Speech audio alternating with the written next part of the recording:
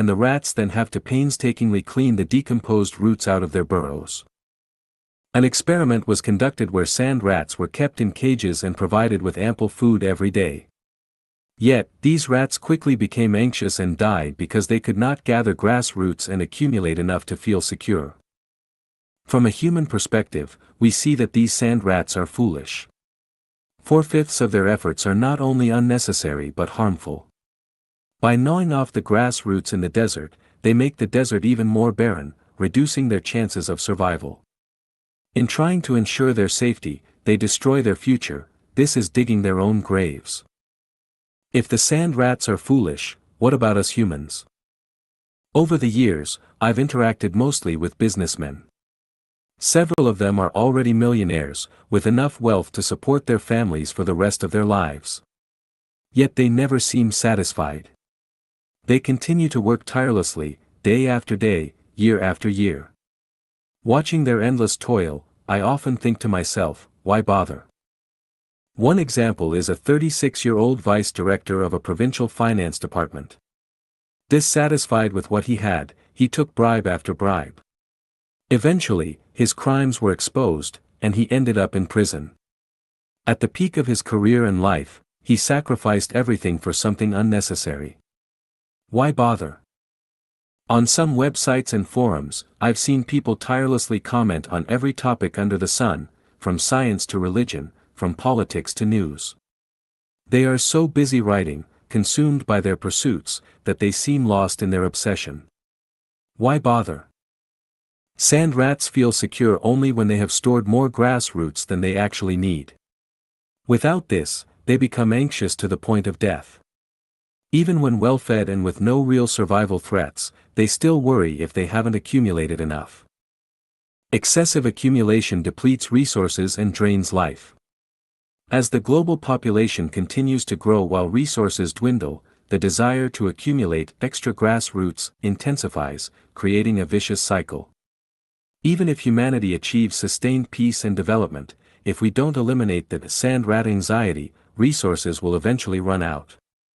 When that happens, what will become of us? I recall a mass purchasing frenzy in the early 1980s. People feared that if they didn't buy something immediately, they wouldn't be able to get it later or that prices would skyrocket.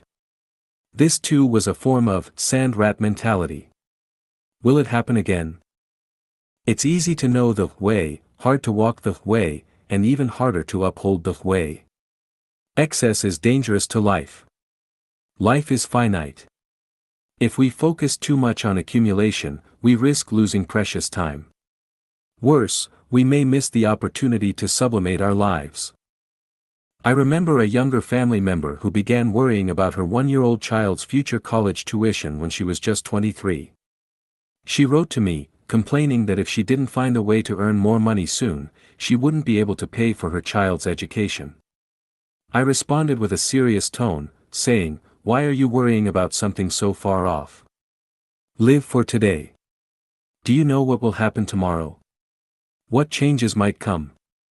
Why burden yourself with tomorrow's troubles today? Tomorrow hasn't arrived yet, so why let it ruin you? The greatest Creator knows our needs, both individual and collective. Through Jesus, we have been told, do not worry about tomorrow. Seek first the kingdom of the greatest Creator and His righteousness, and all other necessities will be given to you as well. What good is it for someone to gain the whole world, yet forfeit their soul? Or what can anyone give in exchange for their soul? Buddha also teaches us to live in the present, to go with the flow, and to follow the natural course of things. Excess is dangerous to life. Don't be like the sand rat. In setting gemstones into the crown. Xiefeng. A few days ago, while organizing the shaded pathway between the swimming pool and the tennis court, my spouse discovered a carp sculpture about the size of a lamb, hidden in the grass. It had been long neglected, weathered by rain, dust, wind, and insects. Once lifelike, the carp now appeared dull, aged, and lifeless. My spouse had 2 gardeners retrieve it, clean it, repaint it, and place it at the entrance of the billiard room against a flower wall. Flanked by 2 pots of silver-edged spider plants and surrounded by asparagus ferns, the carps suddenly seemed to embody the spirit of leaping over the dragon gate, adding a vibrant touch to the courtyard. As I gazed at this new scene, my thoughts wandered, and I was filled with reflections. A simple sculpture, once cleaned up and placed in the right setting, could radiate brilliance again. How many precious things in this world are buried in the grass, their true form and beauty yet to be revealed. Especially in human society, how many talented individuals are lost in the trivialities of daily life, forever missing the chance to display their true potential. How many intellectuals, wise figures, and gifted people have been buried in the vast sea of mundanity, their wisdom and brilliance never given the chance to shine. A gemstone must be set in a crown to sparkle. Similarly, sages must be allowed to shine brightly. A sage is not only the pillar of a nation and the pride of a people but also the dutiful child of their parents. They are both law-abiding citizens and extraordinary talents. They can quietly blend into society, unnoticed, or rise above the mundane, graceful and carefree. They can soar alone in the blue sky or join a flock of cranes. Like twinkling stars in the night sky, they adorn the heavens, bringing life and beauty to the universe. Imagine a sky without stars, the night would be a lifeless void. Likewise, without sages, the world would be dull and unremarkable. Why don't sages shine? There are 2 primary reasons. First, they lack self-awareness, never realizing they are gems among humanity. Second, societal constraints hinder their talents. Like a brilliant pearl hidden in a shadowy corner rather than displayed prominently, without an effective system or discerning eyes to recognize them, even those with extraordinary talent and ambition may find their potential trapped within the fortress of their own thinking.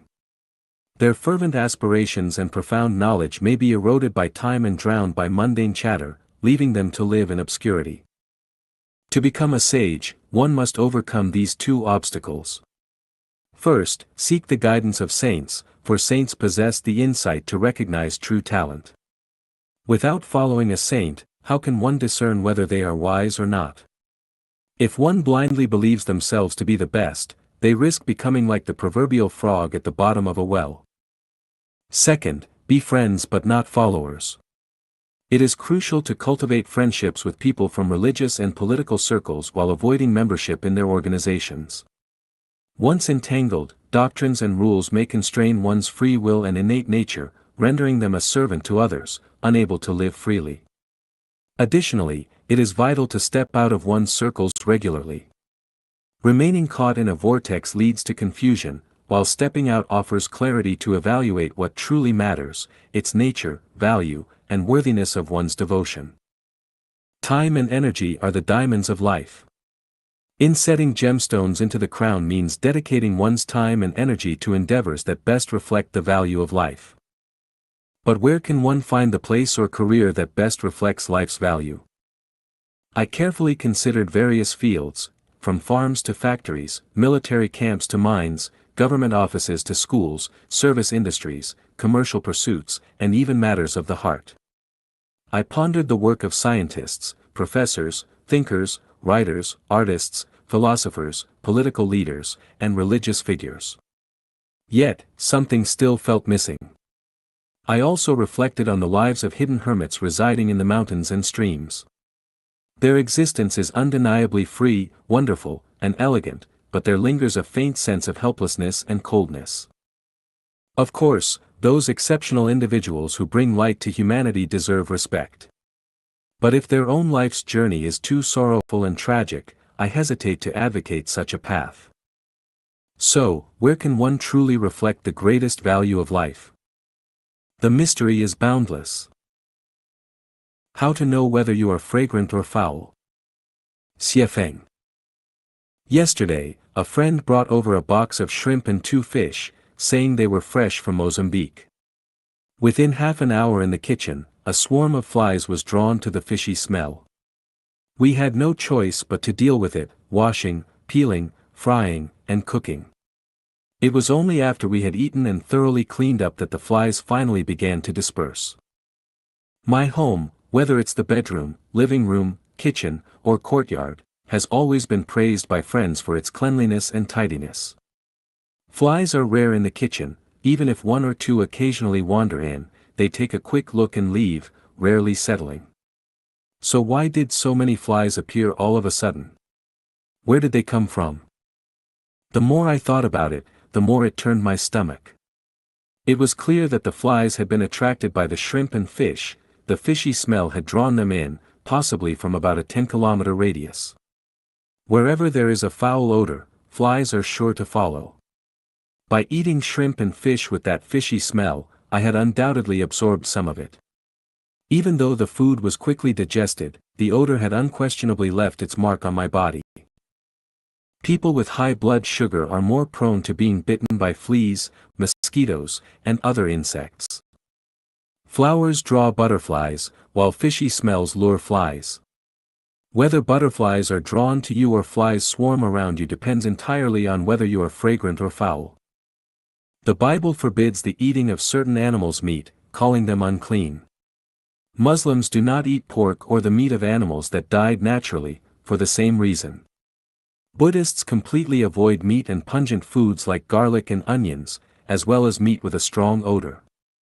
Taoists, when practicing or performing rituals, must fast and bathe beforehand.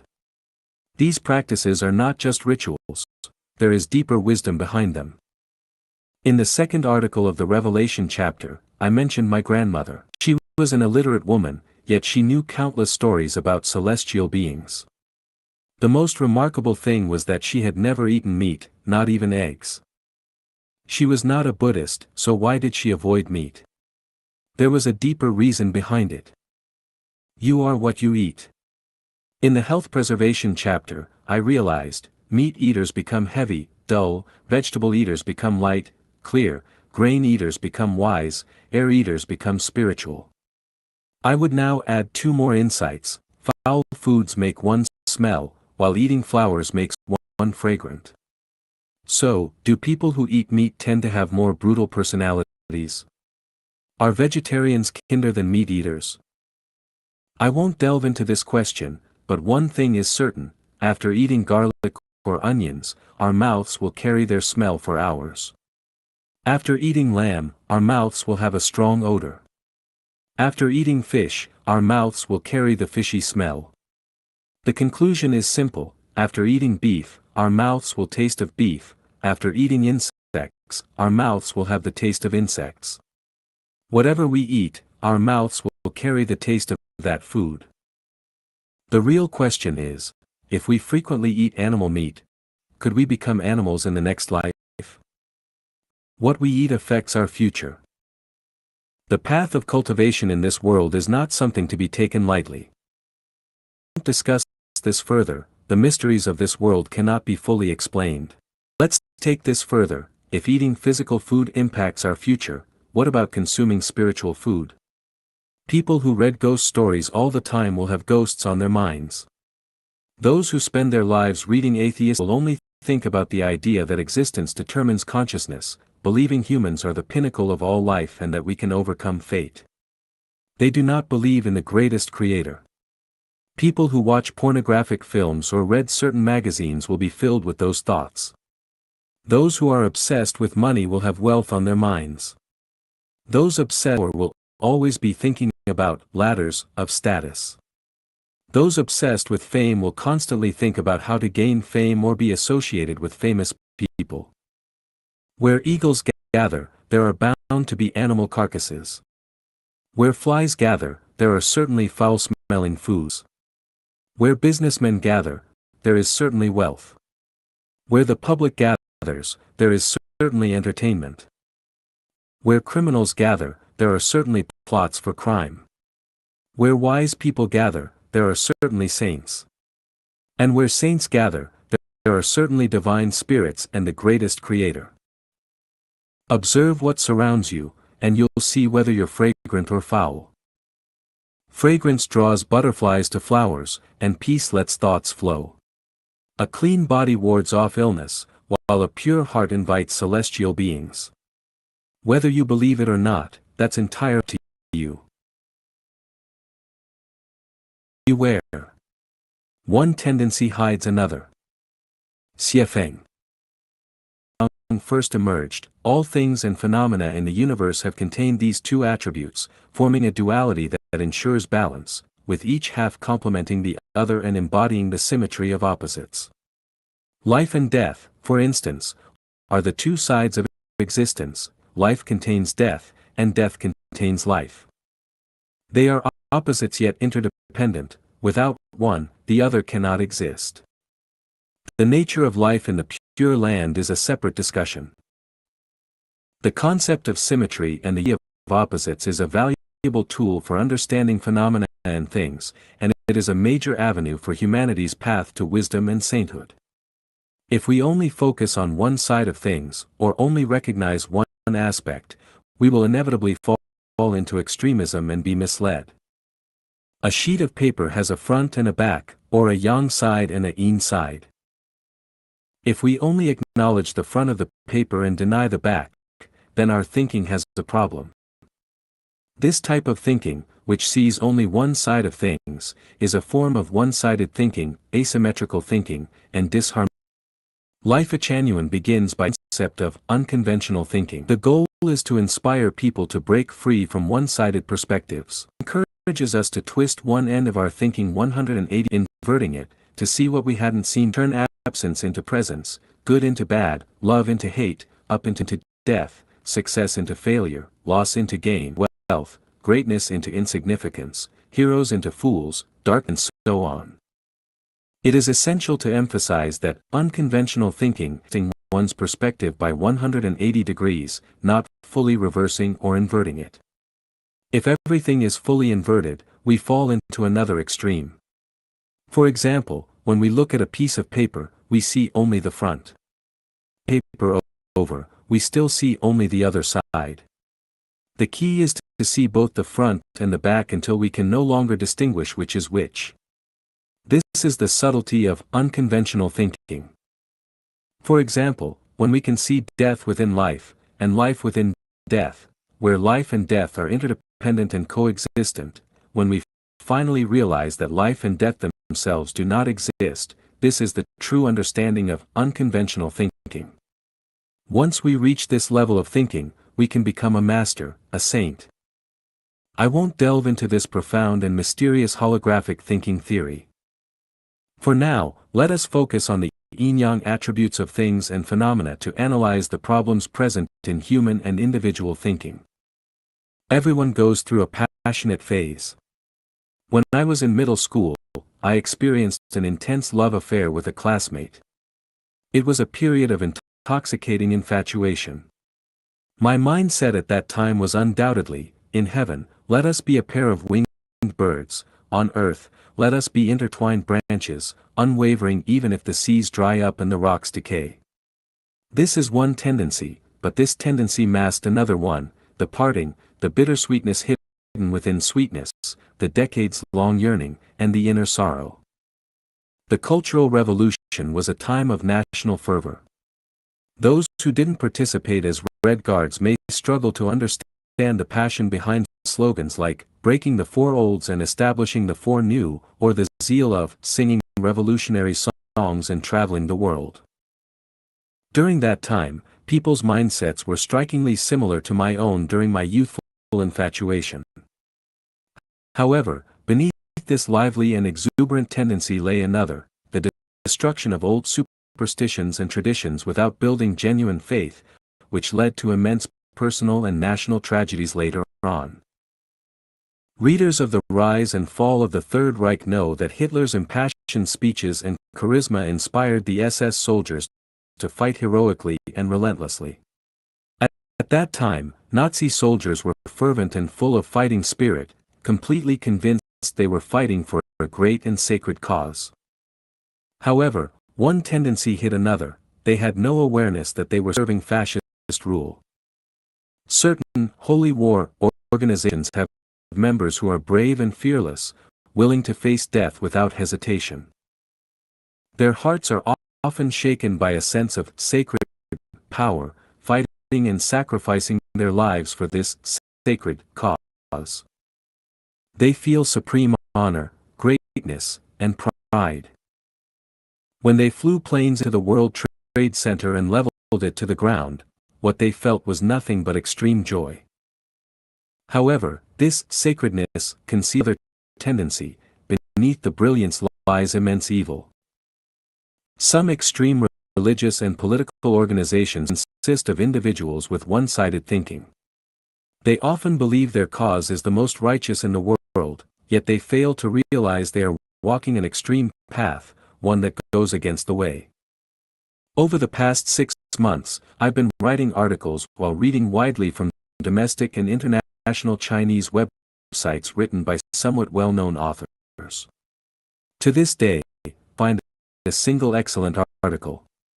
They all veer toward extremes, exhibit one-sided thinking, and are written by those who are self-satisfied. This is a tragedy for the Chinese people. Zhuge Liang, deeply aware of his inability to turn the tide, wrote the Ma Qian prophecies.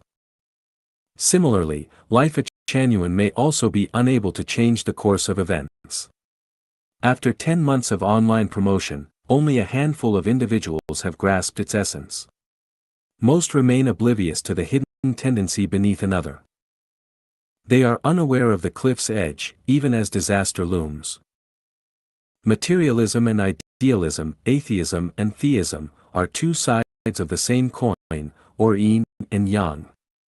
To assert that the world is purely material, ignoring the existence and role of spirit, mind, and consciousness, will inevitably lead humanity astray.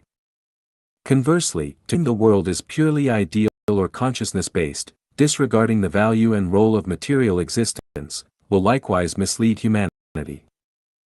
Pure materialism exaggerates human agency and subjective initiative, leading to arrogance, conceit, pride, and irrationality.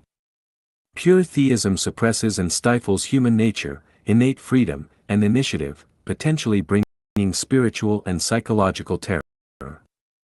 Enough for now, it's late. Tomorrow is the last day before Christmas 2004, the busiest day of the year for business. I'll leave some energy for work tomorrow and make a bit more money. In conclusion, if one becomes intoxicated by one tendency, one will inevitably suffer under the opposite tendency later on. By the way, could gods and Buddhas have another side? Could the devil, Satan, have another side as well? The path of moderation for the sage. Xiefeng. A large tree that provides shade and shelter is spared from being chopped down by carpenters because it is considered useless. A hen, on the other hand, is spared from slaughter because it is useful and lays eggs. Hence, Confucius advised his disciples to position themselves between being talented and untalented. How does one find balance between talent and lack of talent? Is there a deeper wisdom hidden in this idea? When I went abroad as a translator, my superiors considered potential factors beyond just my language skills. I was proficient in accounting, clerical work, and statistics.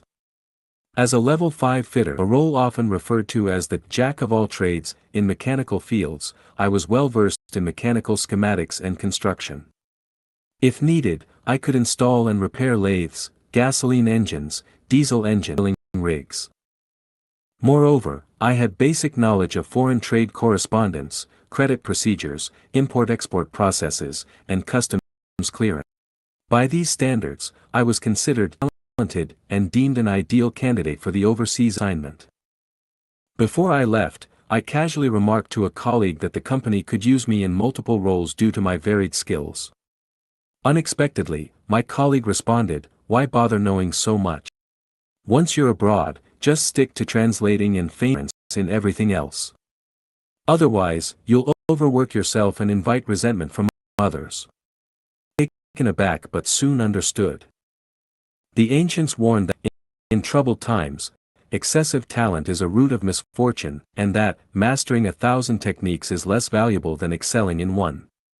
A person should neither be overly talented nor completely untalented but should adapt to circumstances. The balance between talent and lack thereof extends to the philosophy of moderation. The concept of moderation has faced criticism for being indecisive, opportunistic, opportunistic, and overly accommodating. Critics argue, one is one, and two is two. What is this ambiguous 1.5? Love is love, and hate is hate.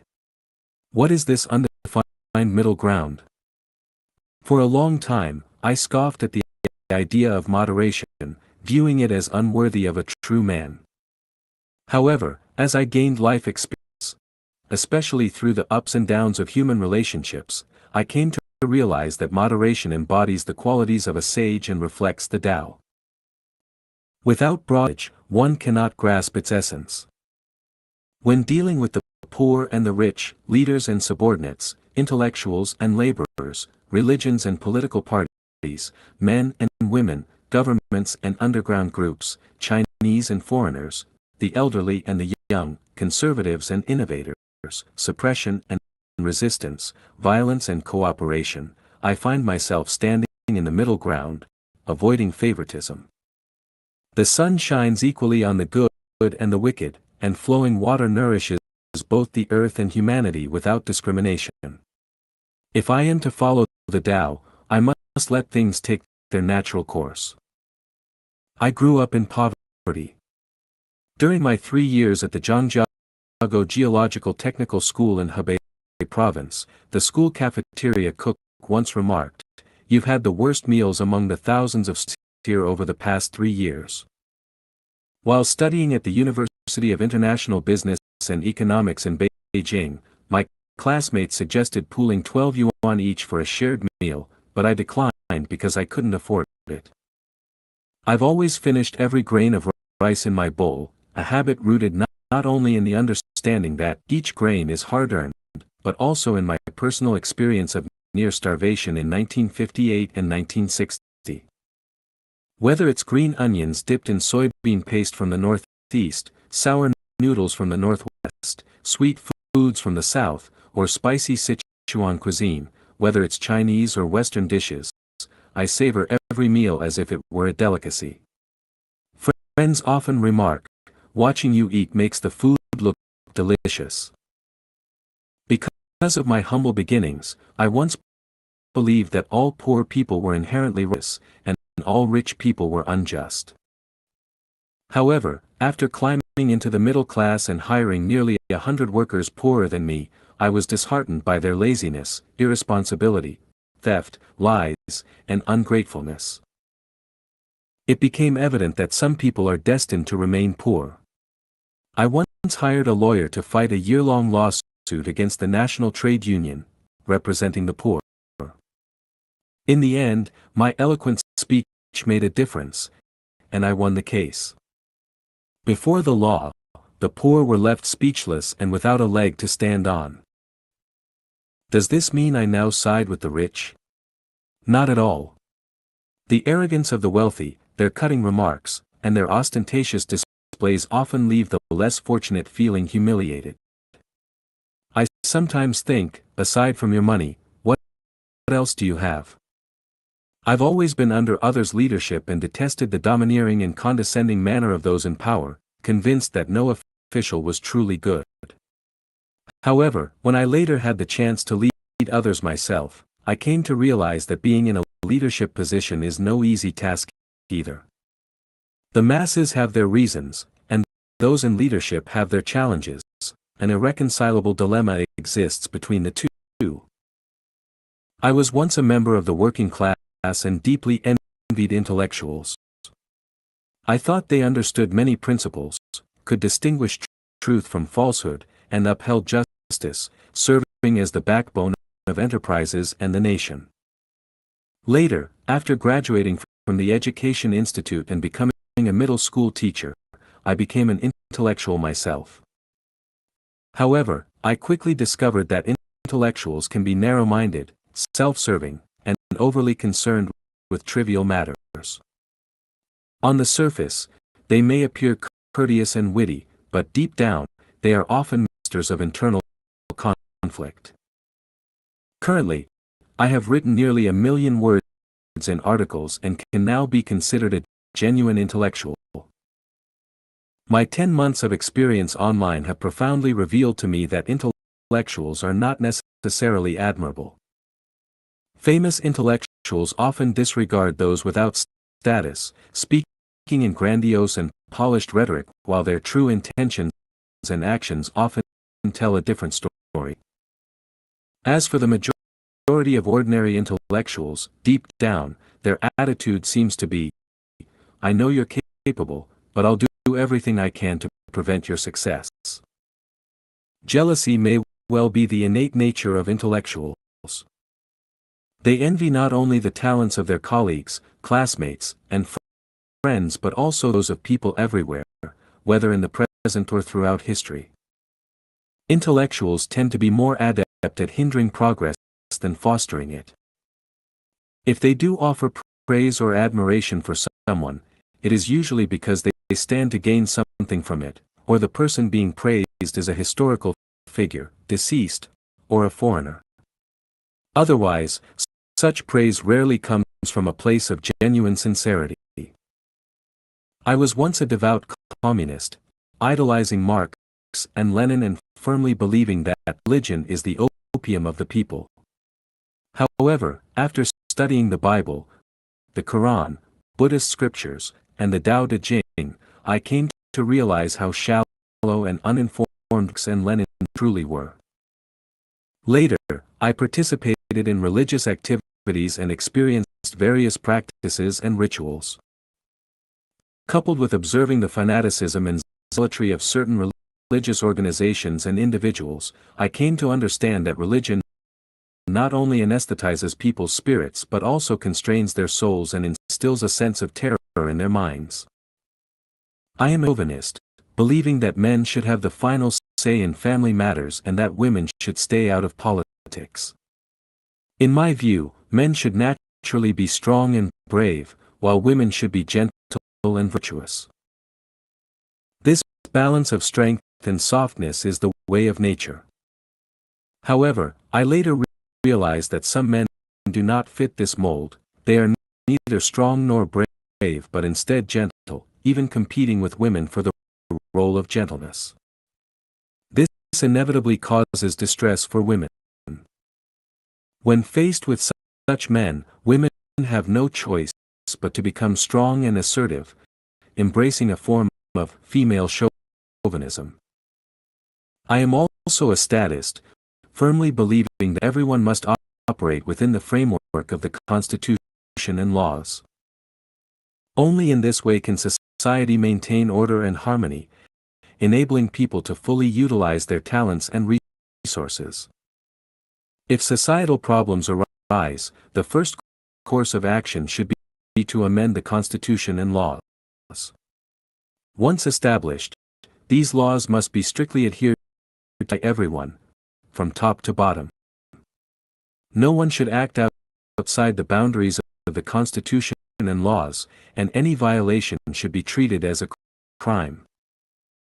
The problem is that sometimes, in certain places, some people go beyond the bounds of the law. They bully others without facing legal restraint or punishment. What should I do then? I can't always endure such situations. I must take action. I firmly believe that being pitied or sympathized with is a disgrace for a man. When left with no other choice, I would have to go rogue. When cries for help go unanswered, I have no choice but to join or form a criminal group. Regardless of the consequences, I will fight back. If you won't let me live, why should I let you live comfortably? Somebody once said something absurd: those who are not of our kind must have different hearts. After interacting with black and white people for over 10 years, I came to realize that all human hearts are made of flesh. Many black and white people have been exceptionally friendly to me, more sincere and easier to get along with than some of my own compatriots. There is no place in the world without fragrant grass. Wherever there is human warmth, one can find a home. A true man's ambition should reach all corners of the world. Chinese, foreigners, black, white, yellow, aren't we all human beings? The issue between the elderly and the young boils down to one unchanging principle: the young must respect the elderly, and the elderly must care for the young. Beyond this, judgments cannot be based on age alone. The young should not read Water Margin, and the old should not read Romance of the Three Kingdoms, which proves that both young and old have their own strengths and weaknesses. Determining who is right or wrong must be done on a case-by-case basis. In summary, nothing is conclusive, and human affairs are never set in stone. Our minds must remain in a state of emptiness, ignorance, humility, and moderation, ready to act according to circumstances and adapt to the flow of life. When the weather is fair, the people harmonious, and all is well, the saint should remain dormant, silent for 1,000 years, letting everything take its natural course. But when chaos abounds and lives are suffering, the saint must act swiftly and decisively, guiding the world back to order. To become a sage, one must practice moderation. Any bias will turn one into a scoundrel. The Saint. Xiefeng.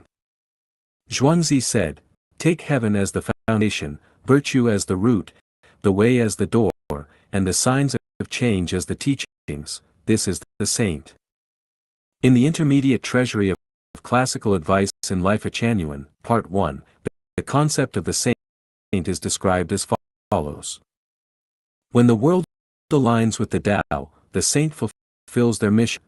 When the world is in disorder, the saint perseveres and emerges. The saint practices non-action and teaches with wise words. The saint understands that the way of nature cannot be violated and thus adheres to the path of profound stillness. The saint follows heavenly laws, returns to the truth, and remains unbound by conventions. The saint knows without taking action, recognizes without being seen, and accomplishes without striving. The saint does not seek greatness, yet achieves greatness. The saint desires what others do not desire, places no value on rare treasures, learns what others do not learn, corrects the mistakes of the masses, and supports the natural order of all things without imposing force. The saint avoids excess, extravagance, and arrogance. The saint embraces unity as a model for the world. The saint knows themselves without seeking attention, loves themselves without seeking admiration. The saint does not hoard, the more they give to others, the more they have.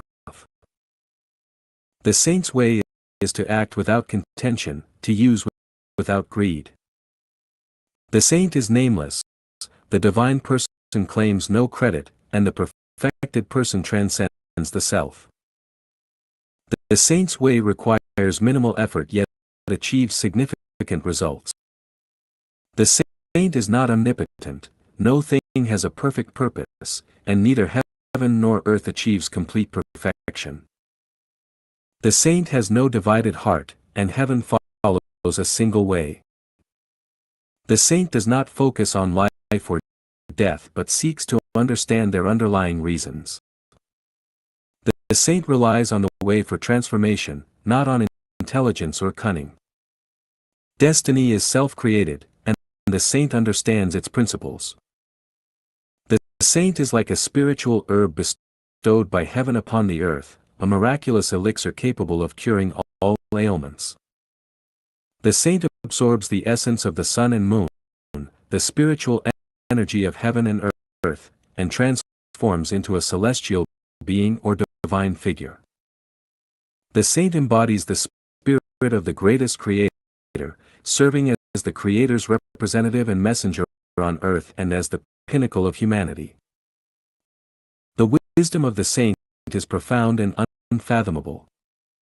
Jesus, Sakyamuni, and Laozi are the saints among sages.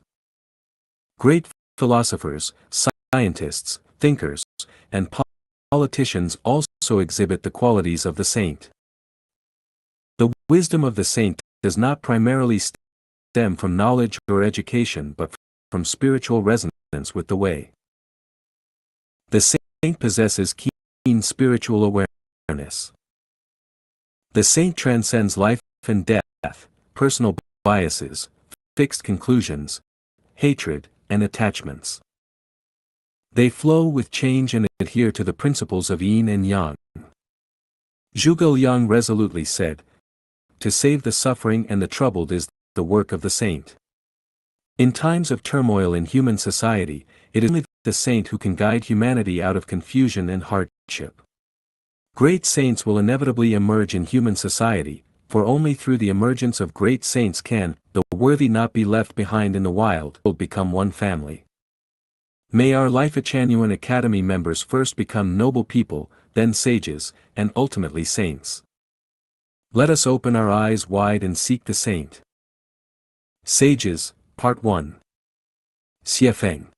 In the classification of people, I divided humanity into 5 categories: ignorant people, worldly people, sages, and celestials.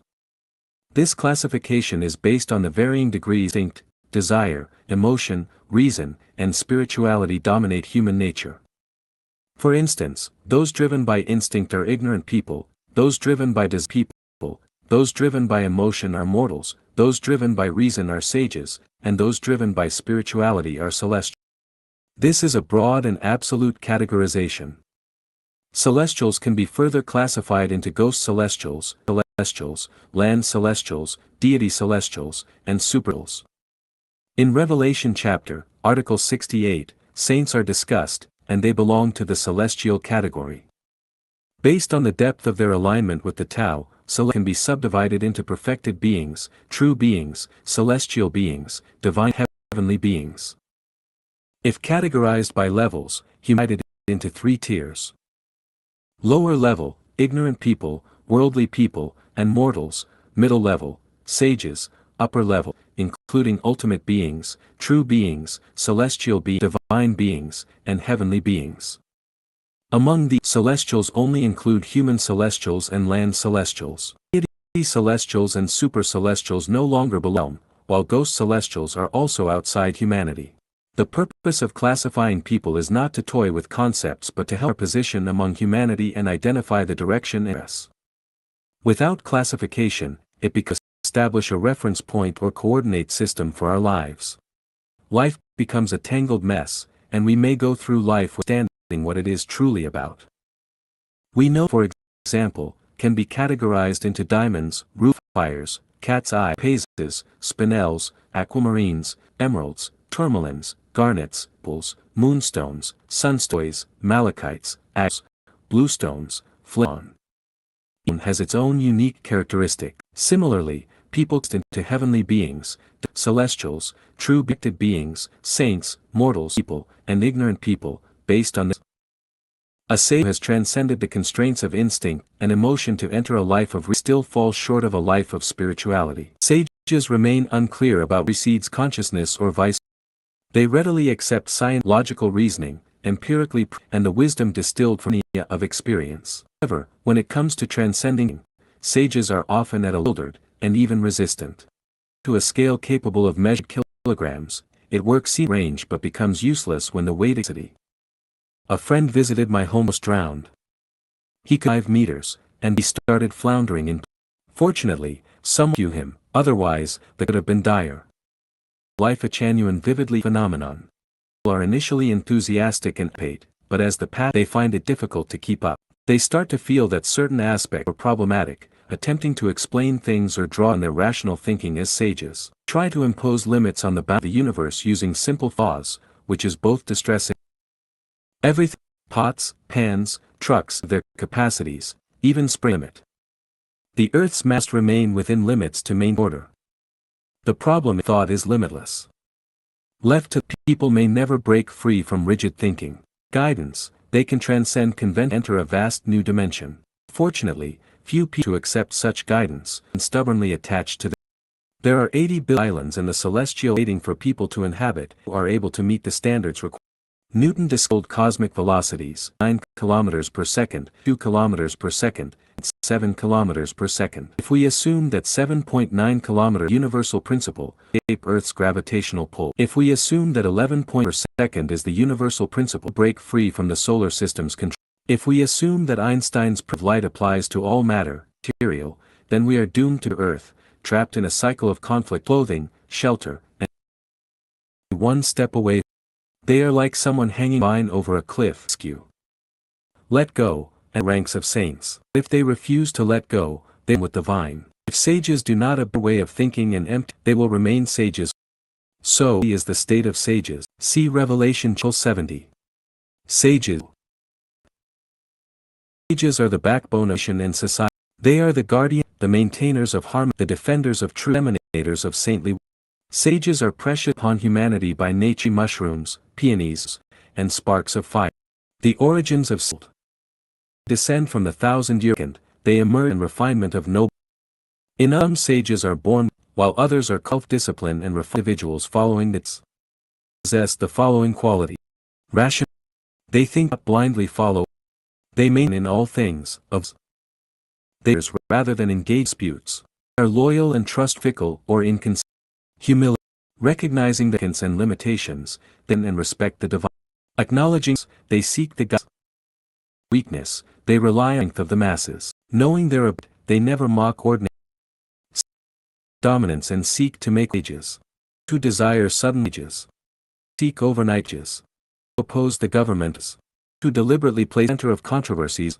Those who denounce their and curse their heritage are like chaos are not filled with hatred and not sages. Harmony with sages makes life hopeful. Sages brings us an inner peace. Being with sages for joy, free from being opens one's thinking is easier to over. Willingness, joy in assisting others. As long as their act nature, life, for the interests of others gladly do good with conditions, in return, and try to please everyone to all people are not guilty and luxury and extravagance. Those who frequently visit lavish mansions or entertainment districts are not sages. Those who flaunt their wealth and provoke envy are not sages. Those who decorate their homes like palaces or brothels are not sages. Those who complicate simple matters unnecessarily are not sages. Diligence. Sages are diligent because every grain of rice represents hard-earned labor. Sages are diligent because one must give before one can receive. Sages are diligent because, just as the sun and moon never cease their motion, life must remain in constant activity. Sages are diligent because heaven helps those who help themselves, while laziness leads to greed, ignorance, selfishness, and poverty. Resilience. Sages are like grass that survives after being trampled, grazed upon, or swept by floods. They persist as long as there is the slightest chance of life. Sages are like Robinson Crusoe stranded on a deserted island. They hold on to hope and never despair. Sages are like camels trudging through a barren desert. They press on as long as they have even a shred of energy left. Sages are like wild animals, injured and abandoned without the care of their kind. So long as they have breath, they rise again. I sing praises to sages, admire sages, yearn for sages, and seek out sages. Zhuge Liang once prophesied, sages will not remain in the wilderness, the world will unite as one family. Lifechanyuan must gather sages who are now scattered across the wilderness, remote villages, humble streets, and modest dwellings, bringing them together as one. Through the collective power of sages, humanity will be led to depart from Egypt and journey toward the land, flowing with milk and honey. Moreover, I will treat sages as dazzling pearls, embedding them atop Lifechanyuan's countless towering peaks, allowing them to shine eternally. I will regard sages as rare, fragrant celestial herbs, planting them amidst the picturesque mountains and rivers, in the fertile fields of the 1,000-year world, 10,000-year world, and the Elysium world, enabling them to enjoy the eternal joy of life. I wish for the members of Lifechanyuan to sprint forward, swiftly attaining the qualities of sages. Without pause or hesitation, they shall continue their journey toward the highest realm of life, sainthood, and ultimately reach the celestial islands continent. Amen. Run bare-bottomed when your life is on the line. Xiefeng. I usually start work at 8:30 a.m. However, 2 days ago, on January 6, 2005, I had an appointment with a friend who asked for my help with a small task at the bank. We agreed to meet at 8 a.m. at the bank's entrance. At 7:40 a.m., my friend called to remind me not to forget the appointment. He asked, "Are you still in bed?" Still groggy, I replied, "Yes." I arrived at the bank at exactly 8 a.m., but my friend didn't turn up until 8:15. I asked why he was late, and he explained that he hadn't expected me to be on time. Based on his reasoning, since I got out of bed at 7:40, I'd still need time to wash, eat, get ready, and account for at least 10 minutes of travel time. In his estimation, it was impossible for me to make it by 8 o'clock. My friend, a meticulous and methodical company manager, based his estimate on conventional reasoning, which seemed perfectly logical. The problem is that conventional thinking can't account for unconventional actions. For instance, when pressed for time, I might skip breakfast. In extreme situations, I might forego washing up. And if it were a matter of life and death, I wouldn't hesitate to bolt out the door, stark naked if necessary. Recently, while watching CNN, I saw footage of people frantically running during the Indian Ocean tsunami. Why were they running like mad? Because their lives were at stake. In such critical moments, there's no room for hesitation. Every second counts, and even if you're stark naked, you must run. A moment's delay to tidy up, shine your shoes, or open a box to grab some cash could mean the difference between life and death. Sometimes, survival hinges on how effectively you use a single minute. Now, imagine if someone knew about the tsunami 9 hours in advance and tried to warn the people on the shore, "Run quickly. A tsunami is coming." Would they believe it? Would they heed the warning? 98% of them probably wouldn't. Some might think, "This guy must be crazy." Others might dismiss him as a jealous troublemaker, envious of their seaside enjoyment. Hotel owners might accuse him of stirring up trouble to hurt their business. Or maybe someone would call 110, China's emergency number, and say, "There's someone here spreading panic, creating chaos, and disrupting order. Please send someone to take him away." Now, let's suppose someone knew a tsunami was coming half an hour in advance and shouted desperately, "Run. A tsunami is coming." Think about it, how would people react? Or suppose the rumble of the approaching wave could faintly be heard, or its towering form just barely seen. How many people would drop everything and run, bare-bottomed, without looking back? Now let's take it further. Suppose a cataclysmic tsunami, one not seen in 5,000 years, were to strike the Earth around 2013. If someone, frantic with urgency, shouted to the masses, "The tsunami is coming. Run," would they believe it? Would they act? Would they run bare-bottomed? Could they abandon their gold and silver treasures? Could they walk away from their cozy homes, their hard-earned status, and their power? Could they part with their spouses, concubines, and loved ones? Here's a brief anecdote. As I was writing this, a friend came to visit. I discussed the topic with him, asking, "What would you do if a great tsunami were to hit around 2013? He replied without hesitation, "I'd take it one day at a time. If I die, I won't die alone. So many people will die, what's there to fear? Besides, if science can't predict it, who can? Even if I wanted to escape, where would I go?" I said, "Think of it as a game of hide and seek. Suppose someone had the foresight to know where safety lies. Would you listen to them?" Noah prepared for 40 years before the flood.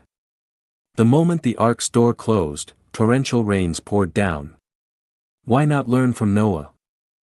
He replied, "Building an ark requires money. Without money, how can you build one?" I countered, "Let's assume you don't need money to join the ark, and it's already nearly complete. All you need is to prepare yourself mentally and spiritually to enter. Would you step aboard? He brushed it off as pure nonsense and a figment of imagination. I believe in reality, not illusions, he said. I said, fair enough. Hold on to your reality then. Like playing music to a cow. Dear readers, what is reality? Is yesterday reality? Is tomorrow reality? I believe reality is this: when your life is on the line, don't hesitate, just run, even bare-bottomed. Do what should be done, avoid what shouldn't. Xiefeng. Every time I step into the shower, I hear the sound of mice scurrying across the ceiling.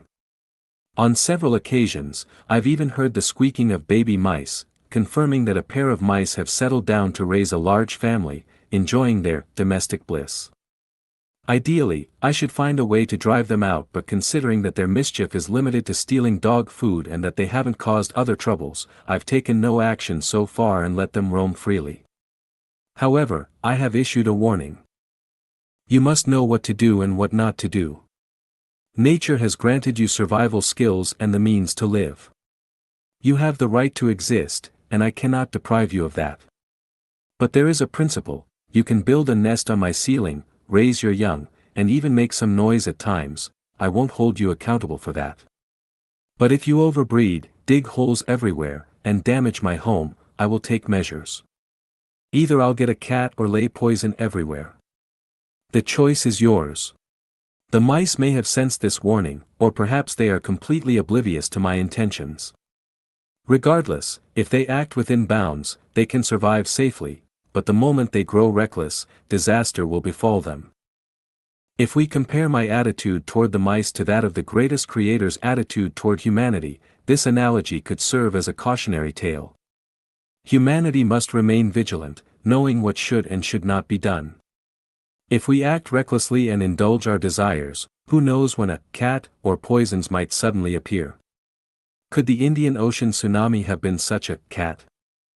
Humanity as a whole must act with restraint, and so must each individual. Yuan Shikai, who disregarded moral bounds, was reviled for generations, while George Washington, who exercised restraint, was celebrated for centuries. Good fortune should not be enjoyed alone, power should not be monopolized, benefits should not be hoarded, and the world should not be ruled by one person alone. Qin Shi Huang, the first emperor of a unified China, achieved greatness but failed to exercise restraint. His infamous burning of books and burying of scholars alive earned him the scorn of intellectuals for millennia.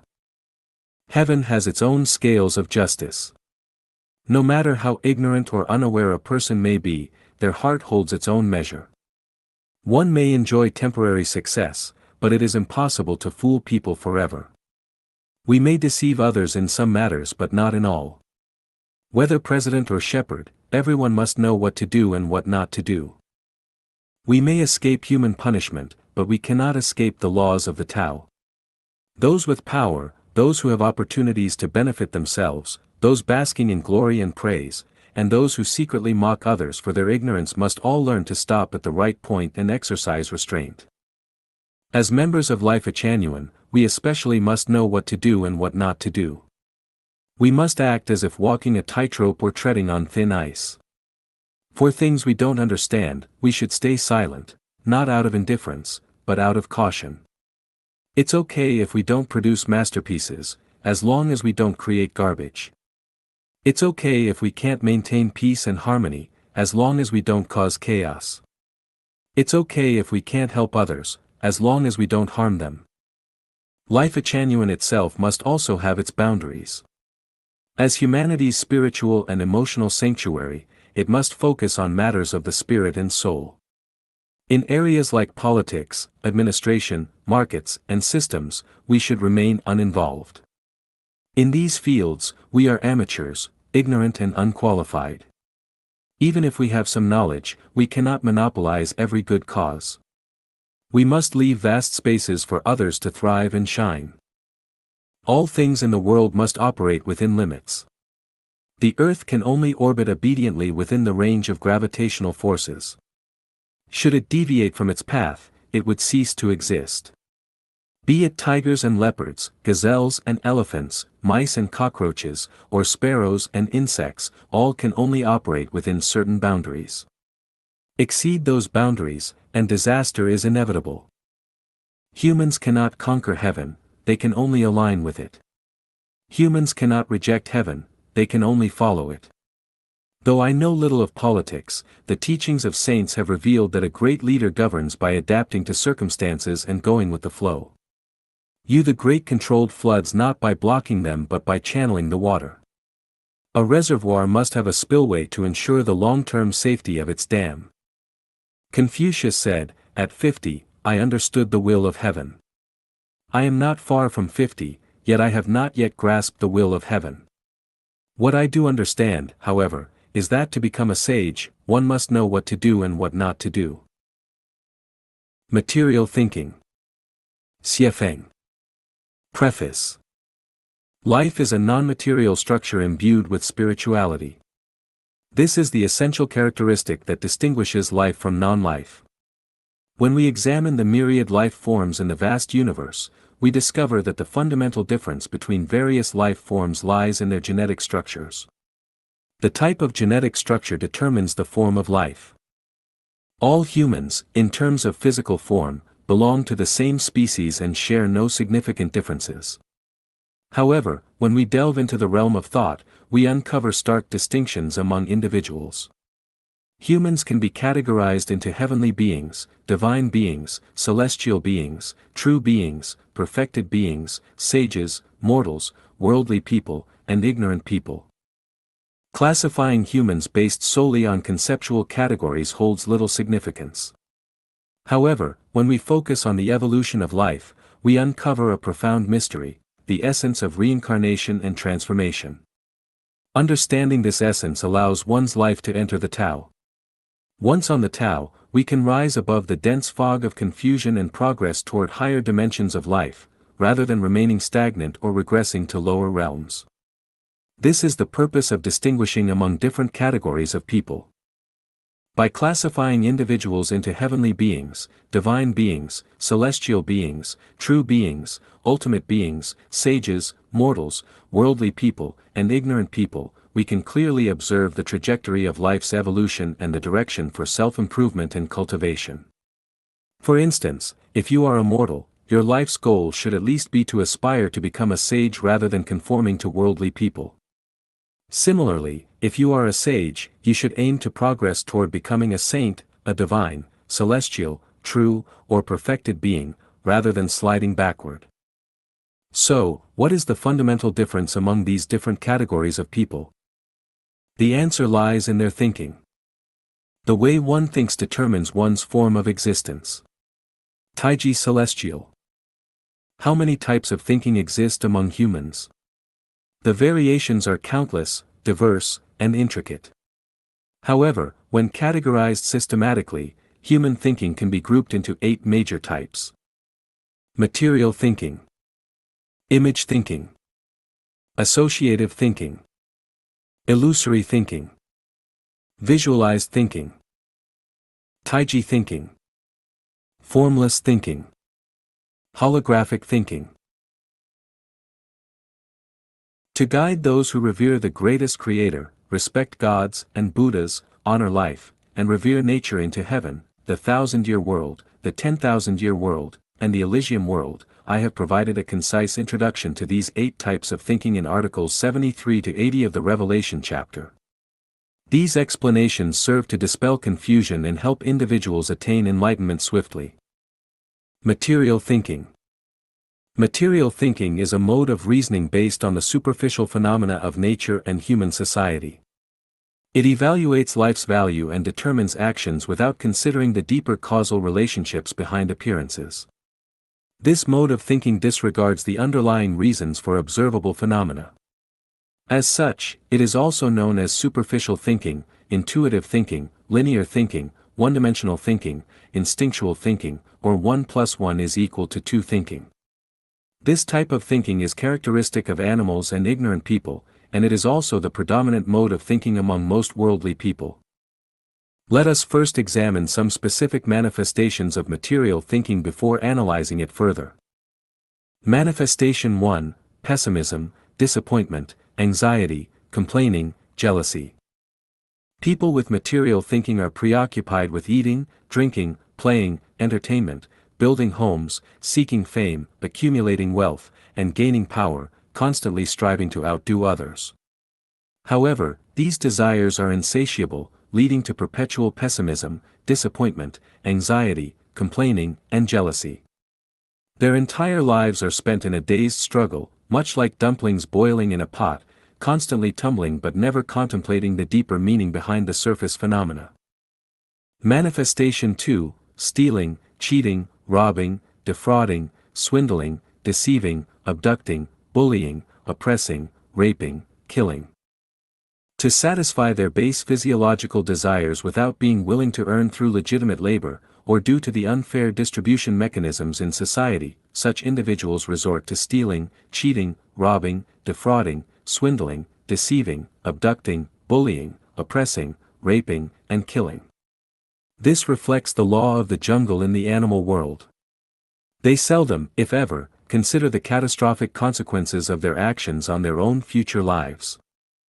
Manifestation 3, inciting, instigating, attacking, plundering, occupying, rioting, waging war. When their desires become too overwhelming, and deception, theft, and coercion seem inadequate or too minor in scale, what do? How do they seize what belongs to others? They manipulate others through false morality, false justice, and false democracy to incite and instigate unrest. They resort to violence, taking advantage of chaos to further their own interests. Some even mobilize entire nations to expand outward, seizing others' lands and plundering their wealth, regardless of the suffering inflicted on others. The extreme manifestations of material thinking are primarily reflected in these three aspects. Why do such individuals act this way? In their previous lives, they had just transitioned from the animal world and had not received timely civilizing education. Instinctual animal behaviors remain deeply embedded in their genes, making such actions seem natural to them. Having observed the animal kingdom and understood human history, they internalize the principles of evolution, leading them to conclude that humans are meant to exploit one another, every man for himself, victory belongs to the strong, and the survival of the fittest. They believe life is about amassing wealth and power, while everything else is secondary. Physically strong but intellectually simple, they perceive only the tangible material world. Concepts like the greatest creator, gods, Buddhas, and karmic retribution seem to them like myths and superstitions. They are staunch atheists, rigid materialists, and unwavering utilitarians.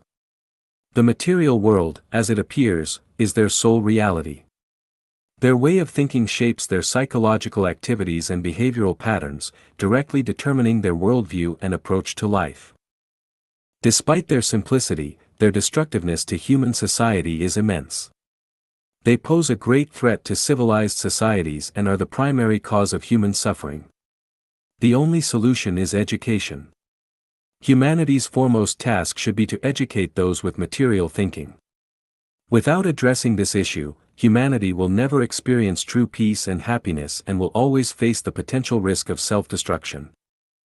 As for these individuals themselves, they will never find true happiness. More importantly, their lives cannot ascend, they can only descend to lower realms and endure the consequences of their own actions. It must be said that people with material thinking are the most pitiable and deserving of sympathy, yet they are also the most stubborn and dangerous.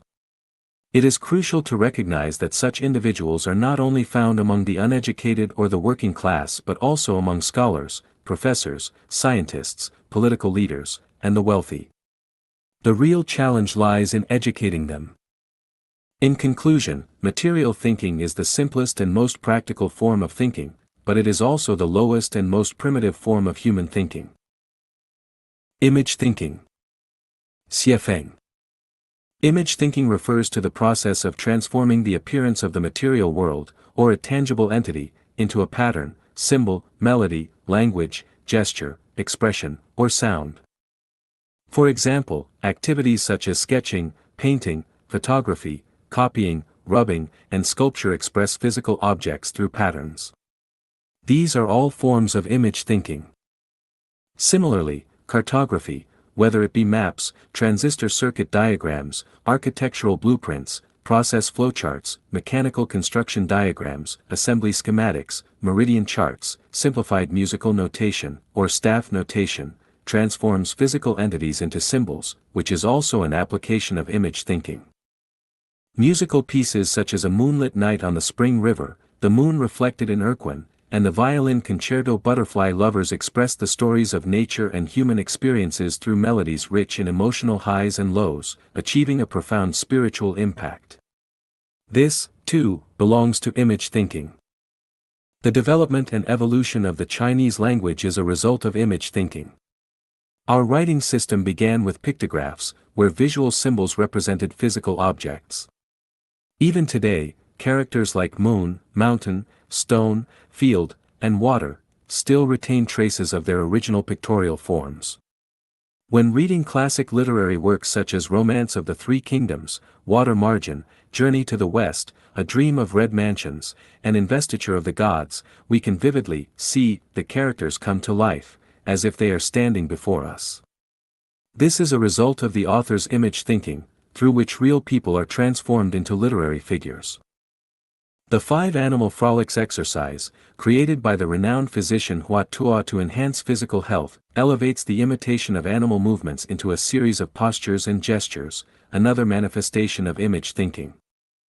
Theatrical performances, whether by Shakespeare or Lao Shi, rely on actors whose expressions and costumes are not genuine reflections of their personal emotions. Instead, the actors serve as vessels for their characters, vividly expressing their joy, anger, love, sorrow, and longing. This is yet another form of image thinking. Similarly, imitating dragon roars, tiger growls, frog croaks, dog barks, human shouts, horse neighs, insect chirps, and wolf howls also falls under image thinking. Image thinking is a cognitive process in which physical entities are represented by images to achieve a corresponding effect. For example, sending a photograph to a distant loved one provides comfort, even though the sender is not physically present. The landscapes and figures on a television screen are mere projections, yet their impact is nearly indistinguishable from that of real images. When watching television, we experience emotions, excitement, joy, anger, sorrow, anxiety, laughter, crying, shouting, because of how the images unfold before us. This is the effect of image thinking. Materialistic thinking, on the other hand, is direct, one-dimensional, and instinct-driven. 1 is 1, 2 is 2. It operates on basic impulses. When the wind blows, tree branches sway, this signals the arrival of cold, so one puts on a cotton coat. Hunger strikes, so one searches for food. Desire arises, so one takes action. There is little need for conscious thought, it is simply, I have no choice but to do this. Their daily actions are mechanical, passive, and obligatory, often accompanied by self-loathing, aversion, or a sense of resignation. They remain confined within a limited space or domain, repeating the same tasks daily, even for a lifetime, much like their ancestors, without creativity, independence, or autonomy. However, those who engage in image thinking are different. They use their minds actively. Their thought process is not I have no choice but to do this, but rather I choose to do this. They transcend the physical world and enter the realm of spirit, breaking free from the constraints of time and space. They transform fleeting moments, phenomena, or events into something relatively eternal, thus leading a freer existence than those governed solely by materialistic thinking. It can be said that artistic creation is a process of image thinking. Painting, composing music, cartography, photography, acting, and literary writing all fall within its scope. Image elements transcend reality, the mundane, time and space, and even personal worries. They have a profound effect on the human spirit, elevating one's state of mind. For instance, young fans who decorate their rooms with large posters of their idols experience a form of emotional and spiritual regulation. Similarly, when we internalize Lifechanyuan as our spiritual and emotional home, we can free ourselves from the suffering and burdens caused by worldly attachments, thus achieving a higher level of spiritual refinement. This is the transformative effect of elevating one's mode of thinking. It directly influences our lives and our very existence. Associative thinking. Xiefeng. Associative thinking refers to the mental process of grasping a natural phenomenon and then using it as a springboard to make further connections, drawing parallels, and linking together other related factors. A classic example of associative thinking is Newton, apple, universal gravitation. Newton observed the common natural phenomenon of an apple falling to the ground, which led him to the concept of gravity. He then extended this concept to include mass, speed, space, and other factors, ultimately deriving the three laws of motion. This is associative thinking. For example, the whirlpool phenomenon that often occurs when draining water from a bathtub can lead one to think of the movement direction of Earth's magnetic field lines. The spiral ascent of a bean vine can remind one of the movement of celestial bodies. The natural observation of wood floating and iron sinking on water can be connected to the concept of buoyancy, which then leads to the shipbuilding industry. Observing the discontinuity of an object's motion might lead to associations with quantum mechanics. The relationship between motion, mass, and gravity can be linked to spacetime curvature. The role of consciousness can lead one to think of the holographic nature of the universe, and so on. All of these examples are manifestations of associative thinking. A skilled detective can infer a suspect's character traits, motivations, and whereabouts from a few clues. A qualified forensic expert can deduce a criminal's physical features, appearance, and even their clothing style from the victim's wounds and facial expressions.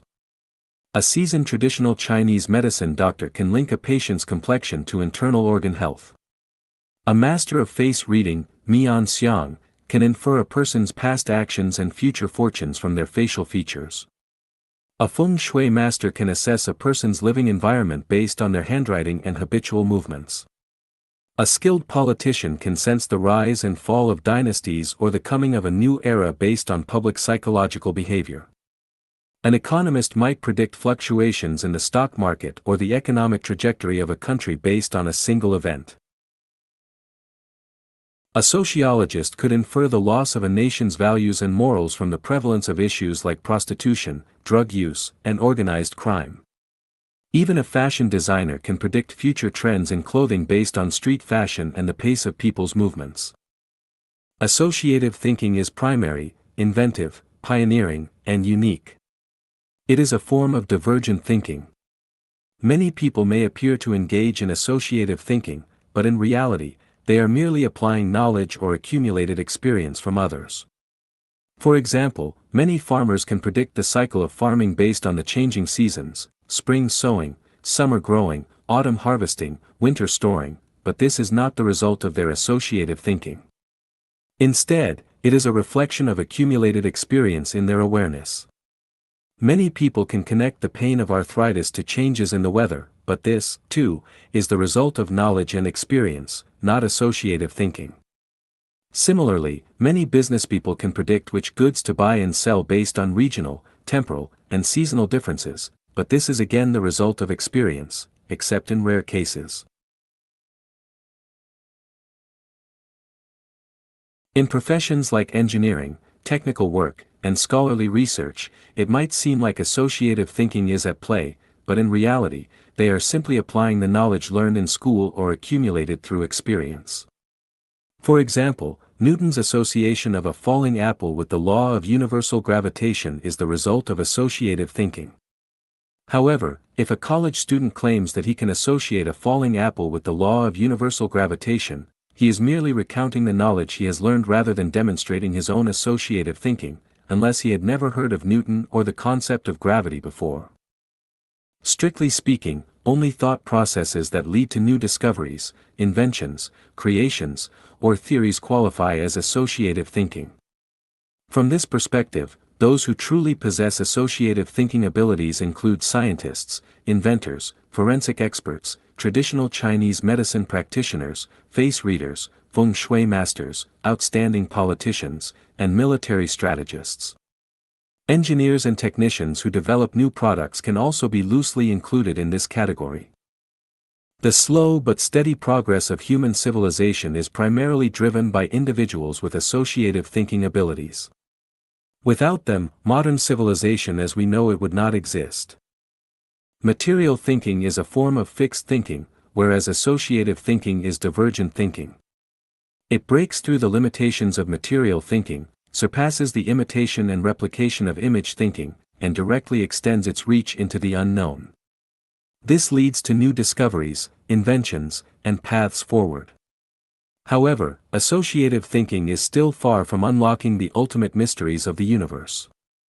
I have realized this from studying the thinking of great scientists such as Newton, Einstein, Planck, and Hawking, as well as from observing their attempts to establish a unified field theory of the universe. For humanity as a whole, I hope that more people will develop associative thinking abilities. To illustrate the difference, to transport 6 tons of cargo from point A to point B, which is 800 kilometers away, a person with associative thinking will simply use a heavy-duty truck and complete the task alone in one day.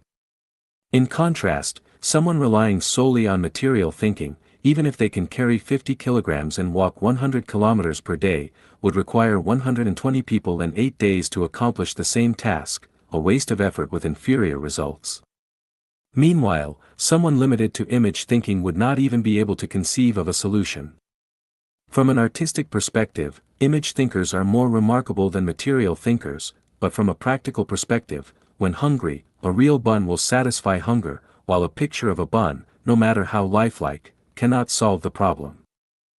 For Lifechanyuan members, I hope that your thinking will not be confined to associative thinking alone, as it is still a lower-level form of thinking. It is like the challenge of transmitting information across the Atlantic. A material thinker would build a ship to transport messages. An image thinker would lay underwater cables. An associative thinker would use radio waves. And we would. Illusory thinking. Xiefeng. Imagine yourself in the middle of a vast desert. The sky is a dull gray, and there are no reference points in sight, no compass, no GPS, nothing to guide you. Do you think you can find your way out? You cannot. You might scoff at me and say, nonsense. As long as I keep walking forward, step by step with determination, I will surely make my way out. Yes, theoretically and logically speaking, you should be able to escape the desert. After all, each step you take is forward, how could you possibly fail to walk out? Unfortunately, reality does not align with theory. Despite every step being correct and taken in a forward direction, you will ultimately end up right back where you started. Note, this is not about walking around the earth in a complete circle but rather about being lost within the desert itself. Why is it that you cannot walk out of the desert? From a scientific perspective, if one of your feet is even slightly larger than the other, or if one leg is just a little longer than the other, the tiny discrepancies over millions of steps will accumulate, leading to a huge deviation in your final destination. Though you feel as if you are walking in a straight line, you are actually moving along a curve. Eventually, you will return to your starting point. Science offers a valid explanation, yet it remains a theoretical deduction and logical reasoning, it is not the true cause. The real reason lies in what I call illusory thinking. It is common knowledge that water flows downward. However, illusory thinking can make water return to where it started. I once saw a paradoxical image in Reader's Digest, a fascinating illusion of flowing water. The image depicted a small waterfall with water cascading downward. Yet, somehow, the water eventually flowed back to the top of the waterfall. The visual presented no apparent flaws, nor did the logic seem questionable, yet the water ultimately returned to its starting point. Strange, isn't it? This is the power of illusory thinking. There is an old folk saying, cut down the millet bundles, and you'll stir up the wandering spirits. This refers to a peculiar phenomenon. Every year during the millet harvest, farmers gather the crops into bundles. However, for about half a month to a month after the harvesting begins, people frequently get lost when venturing out at night. Strangely, even in places they are intimately familiar with, on paths they have walked countless times, they still lose their way. Some wander in circles all night until the rooster crows or they hear human voices, only then do they suddenly snap out of their confusion and find their way home. It truly seems as if the wandering spirits have been angered and have clouded their vision. What causes this?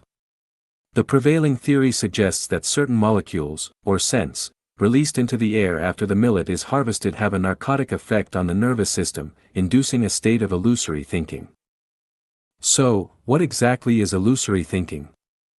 Answer: illusory thinking occurs when the nervous system is numbed by a certain substance or non-material, creating illusions and hallucinations that lead to a distorted perception of reality. This altered state of mind is what we call illusory thinking. Once someone falls into illusory thinking, an outside observer might see them as trapped in an illusion, but from their own perspective, they feel intelligent and rational. They firmly believe that every step they take is correct, whether analyzed theoretically or deduced logically, there appears to be no issue. Yet, in the end, their conclusions are absurd and completely contrary to their original intentions. Illusory thinking is like a maze, a trap of the mind. In ancient times, some military strategists trained in Taoist arts could set up bewildering formations that induced illusory thinking. Once a person entered, their mind would become disoriented, making it nearly impossible to find a way out. Step by step, everything seems correct, but the result is wrong. Always right yet forever lost. This is illusory thinking. From a macro perspective, all of humanity exists within a grand illusion. Everyone is trapped in illusory thinking, though they are unaware of it. The first article of the chapter of Revelation is titled, "The 36 trigrams arrays that are hard to break and impossible to solve." We believe humanity is making progress, don't we? Yet, in the end, we will return to where we started, unless someone without illusory thinking leads the way. Otherwise, we will never escape the desert. Let me give you an example. Most people have probably never heard of Seth and Oren. Their entire body of work is a classic example of illusory thinking. In the 1960s, a New Age philosophy emerged in the United States, with Seth's teachings at its core. In China, this philosophy is represented by the New Age Forum. Recently, an article titled "Beyond Time and Space, the Eternal Soul," was published on the Lifechanyuan website, exemplifying this ideology. If you carefully study the works of Seth, Oren, and the New Age Forum, you will initially be struck by their profound insights and transcendent thinking. Their words seem like divine revelations rather than human thoughts. Every sentence appears to carry deep wisdom, surpassing even Einstein's theory of relativity in complexity. Readers often first feel an overwhelming sense of humility, as if they are insignificant before such grandeur. But as they delve deeper, they begin to experience a sense of intellectual superiority, as though they are enlightened beings standing above the masses. They feel as if everyone else is drunk, while they alone are sober. However, if they continue further, confusion sets in. It is like Tang Seng entering the spider cave, trapped in an endless web. Every sentence sounds logical and correct, yet there is no way out, no clear direction. They speak of transcending time and space, of the eternal soul, but after transcending, where does one go? What is the purpose of eternal existence? No matter how much one studies, they always return to the starting point. Those who are mesmerized by the illusory thinking of Seth and Oren believe they possess ultimate clarity. They are eager to step into the New Age, yet they are completely unsure of what this New Age entails. They charge forward with blind faith. If I were to shout at them, "Wake up! You're drunk," would they listen? Chairman Mao once said, "With the crow of the rooster, the world awakens." This statement was not directed at people but at the formless, intelligent non-material structures that induce illusory thinking. It meant, I have arrived. I am now in charge. You must all retreat, go back to where you came from. This land is mine now, and I will not tolerate your mischief any longer. Soon after, the Smash Superstition, Liberate Thought movement and the Sweep Away All Monsters and Demons campaign were launched. As a result, ghost possessions, spirit dances, fortune-telling, exorcisms and rituals for the dead, ritualistic ceremonies in weddings and funerals, secret societies, Taoist sects, along with prostitution, opium, and gambling, nearly disappeared from China. Indeed, with the crow of the rooster, the world awakens, just as someone lost in circles snaps back to reality at the sound of a rooster's crow. Illusory thinking harms both oneself and others. Once trapped, even 18 oxen cannot pull a person back. This is especially dangerous when intellectuals, government officials, celebrities, financial moguls, and so-called spiritual masters fall into this mindset. Their every word and action influence countless others. Illusory thinking is alluring, even dazzling. It surpasses material, image, and associative thinking because it taps into non-material energy. Even the greatest scientists struggle to refute it logically or theoretically. The solution requires wisdom far beyond ordinary intelligence. Only a higher level of consciousness can dissolve the fog of illusion and guide people back to reality. Some prophets can predict the future, yet they remain baffled by the reasoning behind their visions. Some shamans and sorcerers can exorcise evil spirits, but they have no understanding of the cause. Some astrologers can foresee major events, yet they are completely unaware of their origins. Some fortune-tellers, diviners, and graphologists may sometimes be remarkably accurate, but they are clueless about the true source of their insights. I do not intend to criticize these masters, but if they could uncover the underlying principles behind their abilities, it would be an immeasurable virtue. Illusory thinking has an undeniable allure, it can be utterly mesmerizing. There is no harm in occasionally venturing into its depths, so long as one returns in time. It is like encountering a breathtakingly beautiful woman, one who possesses infinite charm and irresistible grace. Engaging in a brief, appropriate interaction with her is not a problem. But be warned, this exquisitely alluring, delicate, and radiant beauty, dazzling like the fabled enchantresses of old, may in truth be a Bausi, a Daji, or a ghostly temptress in disguise. The moment you let your guard down and surrender yourself to her completely, you are doomed, your very life will be at stake. Every argument may seem flawless, yet the conclusion is wrong. Every step may appear correct, yet the final result is the opposite of what was intended. You may believe you are always right, but in the end, you will only return to where you began. This is the nature of illusory thinking. In such moments, ask yourself, is there a flaw in the path I am walking? If I continue this way, where will it ultimately lead me? From time to time, seek guidance from Jesus, the Buddha, Muhammad, or Laozi, and you will not go astray. Visualized thinking. Xiefeng. We have already explored material thinking, image thinking, associative thinking, and illusory thinking. It is clear that over 95% of humans live within the confines of these four types of thinking. To break free from their constraints, one must enter a higher state of thinking, and visualized thinking is one of the methods to transcend these limitations. Visualized thinking is about using consciousness to create reality. The phenomena of the vast world are numerous, strange, and dazzling, overwhelming the senses. If we dive deep into these phenomena and focus solely on them, we will forever be lost in the maze they create. To escape this maze, we must rise above it and observe these phenomena from a higher vantage point, as if looking down from above. The environment is shaped by the mind, and consciousness creates reality, this is a fact. So how do we create reality? We do it with visualized thinking. I have mentioned visualized thinking in my previous articles and provided examples. One example comes from when I was studying at Zhangjiago Geological Technical School. I sat alone by the raised railroad track, and at that moment, a clear mental image appeared in my mind. Several years later, this image materialized. When I found myself in that actual environment, I had a sense of unveiling a cosmic mystery.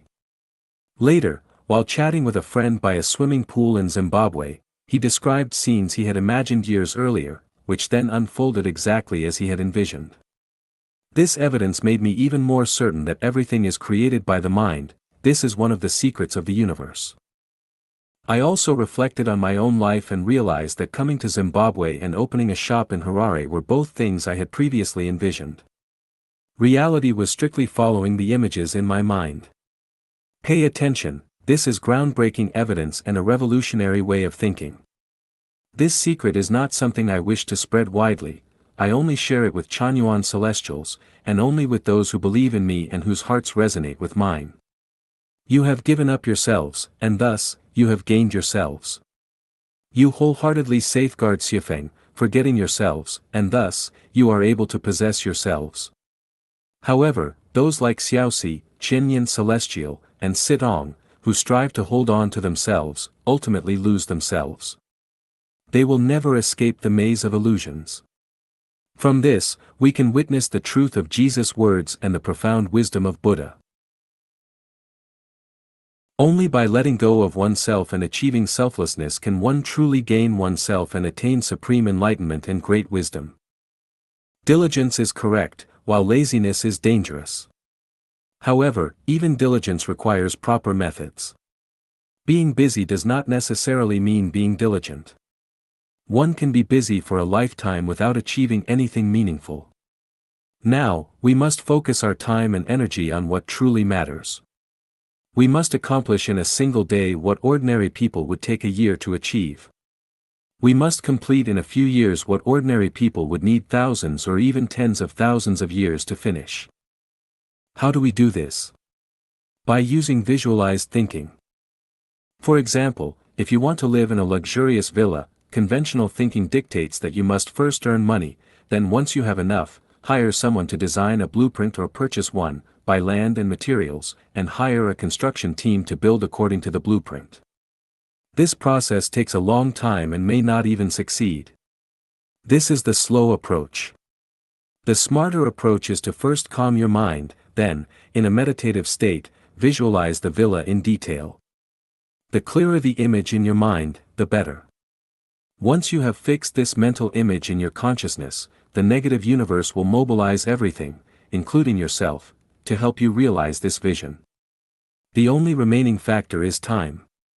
Some wishes may take a few years, while others may take longer, but realization is inevitable. In this way, our lives will no longer be aimless, and our time will be spent on what truly matters. Now, everyone should begin practicing. Start visualizing the future of your life and life. My suggestion is to first imagine a paradise, envisioning the joy and freedom of us Chanyuan Celestials living together happily. Then, imagine life in the 1,000-year world, and further, imagine life on the Celestial Islands continent of the Elysium world. Other desires, such as seeking fame and legacy, are too insignificant and are best left unconsidered. It is crucial to always visualize positive things and beautiful scenes, never imagine suffering, hardship, or disaster. In my article on unconventional thinking, I discussed how former Minister of Culture Xingzhendwa died in an Afghan plane crash, which he had previously imagined. Last year, I read about a human rights activist whose death played out exactly as he had described in his diary beforehand. This demonstrates that the negative universe's energy is impartial, neither kind nor cruel, it simply follows the images one envisions. If you think of good things will come, if you think of bad things will come. I have also observed that many pro-democracy activists who ended up in prison had previously written about imprisonment in their articles. They believe that a true activist must experience imprisonment, viewing it as a university, a credential, or an inevitable path. This shows that their imprisonment was something they had visualized in advance. One must never imagine negative outcomes. For example, do not visualize a plane crash before boarding a flight, do not imagine failure before undertaking a task, and do not picture tragedies befalling your loved ones. If such thoughts arise, reject them immediately and firmly say, "No," in your mind. Your thinking must be clear, and you must not send negative or chaotic signals to the negative universe. Energy is neutral, Anyone can use the energy of the negative universe through thinking, just as anyone who turns on a faucet will receive water. However, if your thinking is chaotic, the negative universe will only grant you a chaotic life. Once you understand the value and mystery of visualized thinking, apply it fully. If you have enough confidence, you can move mountains, part oceans, and create universes. However, please note that all thoughts must be directed towards positive development, never towards negative outcomes. The images you visualize should benefit not only yourself but also others, all of humanity, all life, and the entire universe. Visualize harmony, nature, and beauty. Do not let ambition grow too great, as extremes will always lead to the opposite result. Do not disrupt symmetry and proportion. The principles behind visualized thinking cannot be fully explained in a short article. A deeper understanding requires knowledge of the non-material world. However, what I have explained here is sufficient for practical application. You do not need to understand a computer's internal structure and principles to use it, you only need to know how to operate it.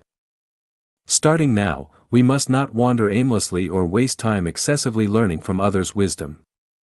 Every article I write is enough for deep contemplation and study. Use my writings as a foundation to search for all related knowledge, examples, and wisdom, whether from Christ, Buddha, prophets, sages, ordinary people, or science. All of these will help you understand what I write. If you do not know me and have never read the Chanyuan corpus or Xiefeng corpus, you may still have doubts. But by now, you should recognize that the knowledge encompassed in my thinking is vast. My thinking is holographic, it encompasses a grand system of the universe, space-time, life, gods, Buddhas, and celestial beings. You should deepen your faith in Xiefeng. Every day, take some time to meditate and create your visualized images. Imagine the most beautiful future for yourself. Tai Chi thinking. Xiefeng. Why is life so confusing? It is because the myriad phenomena confound our thinking. The complex and multifaceted matters imprison our minds. The constant changes weaken our spirits. The daily struggles with food, clothing, shelter, and transportation bind the wings of our freedom. The diverse ideologies and viewpoints exhaust us, leaving us directionless. On top of that, the correct values and morals passed down by our ancestors stifle our imagination and constrain our exploratory spirit. As a result, we remain ignorant of the meaning and value of life. Without transcending all these phenomena and the constraints of time and space, we will never escape the labyrinth of life. There are countless religious doctrines in the world. Which one is correct? There are vast amounts of political platforms. Which one is truly right? Countless brilliant experts and scholars have expounded numerous theories. Which one is truly useful to us? Life is filled with boundless pursuits. What should we truly pursue? The kind and diligent are often marginalized, while the bold and wicked lead luxurious lives. Seekers of Tao are often neglected on the cliffs, while shallow noisy ones are favored by society. Goodness does not always receive its reward, nor does evil always meet its consequences. Hard work is sometimes washed away like flowing water. Wealth accumulated over years can be wiped out in an instant by political upheavals or natural disasters. The person we yearn for does not come near, while troubles always appear before us. Those closest in distance may not be our kindred spirits, while those far away may linger in our thoughts. Reality and ideals often diverge. Even when our minds are clear, we often feel powerless. What kind of program is this? Are we merely pieces on a chessboard? Escaping from the wolf's den only to enter the tiger's lair, casting off worldly robes only to drape oneself in a monk's cassock. When lonely, one longs for liveliness, when among crowds, one craves solitude. When single, one desires marriage, after marriage, one contemplates divorce. Going in circles endlessly, only to find that all is in vain. What, then, is the purpose of living? Fatigue and helplessness mark the trajectory of most beings. The mundane live a life of toil and frustration. Ambitious schemers stir up trouble to serve their ends. Instigating and inciting internal strife is the specialty of small-minded individuals. Obsessively splitting hairs to defend their own interests is the fanatical tool of party followers and religious believers, who never stop chattering. Political figures create endless movements to blind people's vision for their own goals. Self-deception and grandstanding are the tactics of those unwilling to accept the status quo. Some revel in nitpicking and dousing others' enthusiasm simply out of boredom. Spreading gossip and stirring trouble are the favorite pastimes of troublemakers. In such a society and era, without Tai Chi thinking, it is difficult to make sense of everything. What is Tai Chi thinking? Tai Chi thinking is the ability to transcend the constraints of myriad phenomena, using the wisdom of celestial beings to discern the fundamental principles governing the universe. By grasping these principles, one can gain a clear vision of life's purpose and swiftly achieve the sublimation of life, completing the arduous journey of existence with ease. The core of Tai Chi thinking is the yin-yang duality. No matter how many phenomena exist, they all fall into the category of yin or yang. By using yin-yang as a guiding principle, we can grasp the overarching structure of the world and gain clarity in our thoughts, transforming chaos into tranquility and confusion into understanding. The ultimate origin is Wuji, the state of limitless potential, which gives rise to Tai Chi, the supreme ultimate. Tai Chi generates yin and yang generate the four symbols generate the 8 trigrams, and the 8 trigrams generate the 64 hexagrams, which in turn give birth to the myriad things of the universe. Now, instead of starting from the vast complexities of the universe, we work in reverse, discarding the myriad phenomena, the hexagrams, the 8 trigrams, and the 4 symbols, and directly focusing on yin-yang. By observing all matters through this duality, we can find the optimal path for life and existence. The principle of yin-yang is symmetry and balance. Its primary aspects include positive and negative, true and false, good and evil, beauty and ugliness, love and hate, and so on. By categorizing all phenomena within this framework, we can establish order in our thinking and achieve clarity, turning busyness into tranquility and bewilderment into lucidity. Now, let us use Tai Chi thinking to analyze 8 key aspects of life.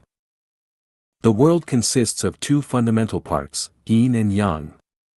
One either belongs to yin or yang, the middle ground is confusion. Yin corresponds to the non-material and the non-material world, while yang corresponds to matter and the material world. What we perceive with our senses, sight, hearing, smell, taste, and touch, belongs to the material world, whereas thoughts and inspirations belong to the non-material world. We either exist in the material world or in the non-material world. If we dwell in between, we become lost. Life's confusion stems from being caught between the material and non-material worlds, unable to distinguish between reality and illusion, truth and falsehood. Something may seem real but is fleeting and illusory, something may seem false but feels undeniably true. This is the root of religious and philosophical perplexities and why the teachings of Jesus, Buddha, and other sages are often misunderstood. In essence, all religious discourses revolve around these 2 concepts, sometimes speaking of yin, sometimes of yang, but never truly transcending them. There are 2 kinds of people who are happy. One kind is atheists. They focus only on the material world. If there is wine today, they drink and enjoy it. If there is no wine tomorrow, they drink plain water without concern. They do not believe in or acknowledge the existence of the non-material world, nor do they believe in the cycle of life and reincarnation or in karma and retribution. They recognize only reality and care only about this life. They never think about heaven or hell, never consider karmic consequences and affinities, and never concern themselves with how their words and actions might affect their future life. As a result, they do not feel burdened, they live simply, always preoccupied with material interests. Unlike religious believers and seekers of the Tao, they do not suffer from spiritual torment. They are not as cautious and overthink things as those people do, nor do they live in constant anxiety.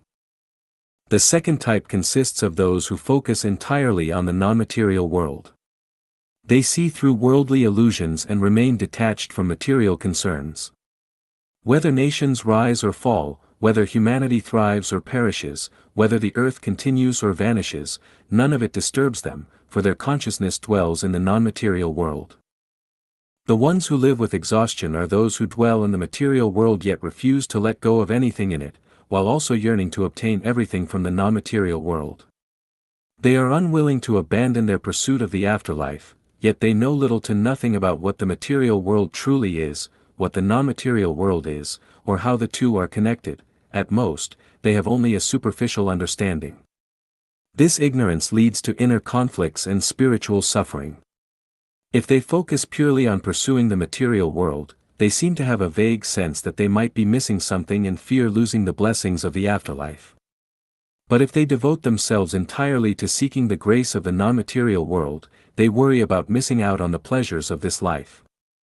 In the end, they achieve neither, losing both worldly possessions and spiritual fulfillment. The vast majority of religious believers fall into this category. I do not advocate for any of these three approaches to life. The first is blindly optimistic, the second contradicts human nature, and the third leads to unnecessary suffering. Instead, I propose a way of living where the mind fully resides in the non-material world while the body fully enjoys the material world. This way, life continuously ascends toward the heavenly kingdom while the body experiences the joys of existence. Shift your thinking, move toward the heavenly kingdom, live gracefully, and have no regrets in life. Tai Chi Thinking, Continuation 1. Xiefeng. The core of Tai Chi thinking lies in the unity of opposites, the interplay of yin and yang.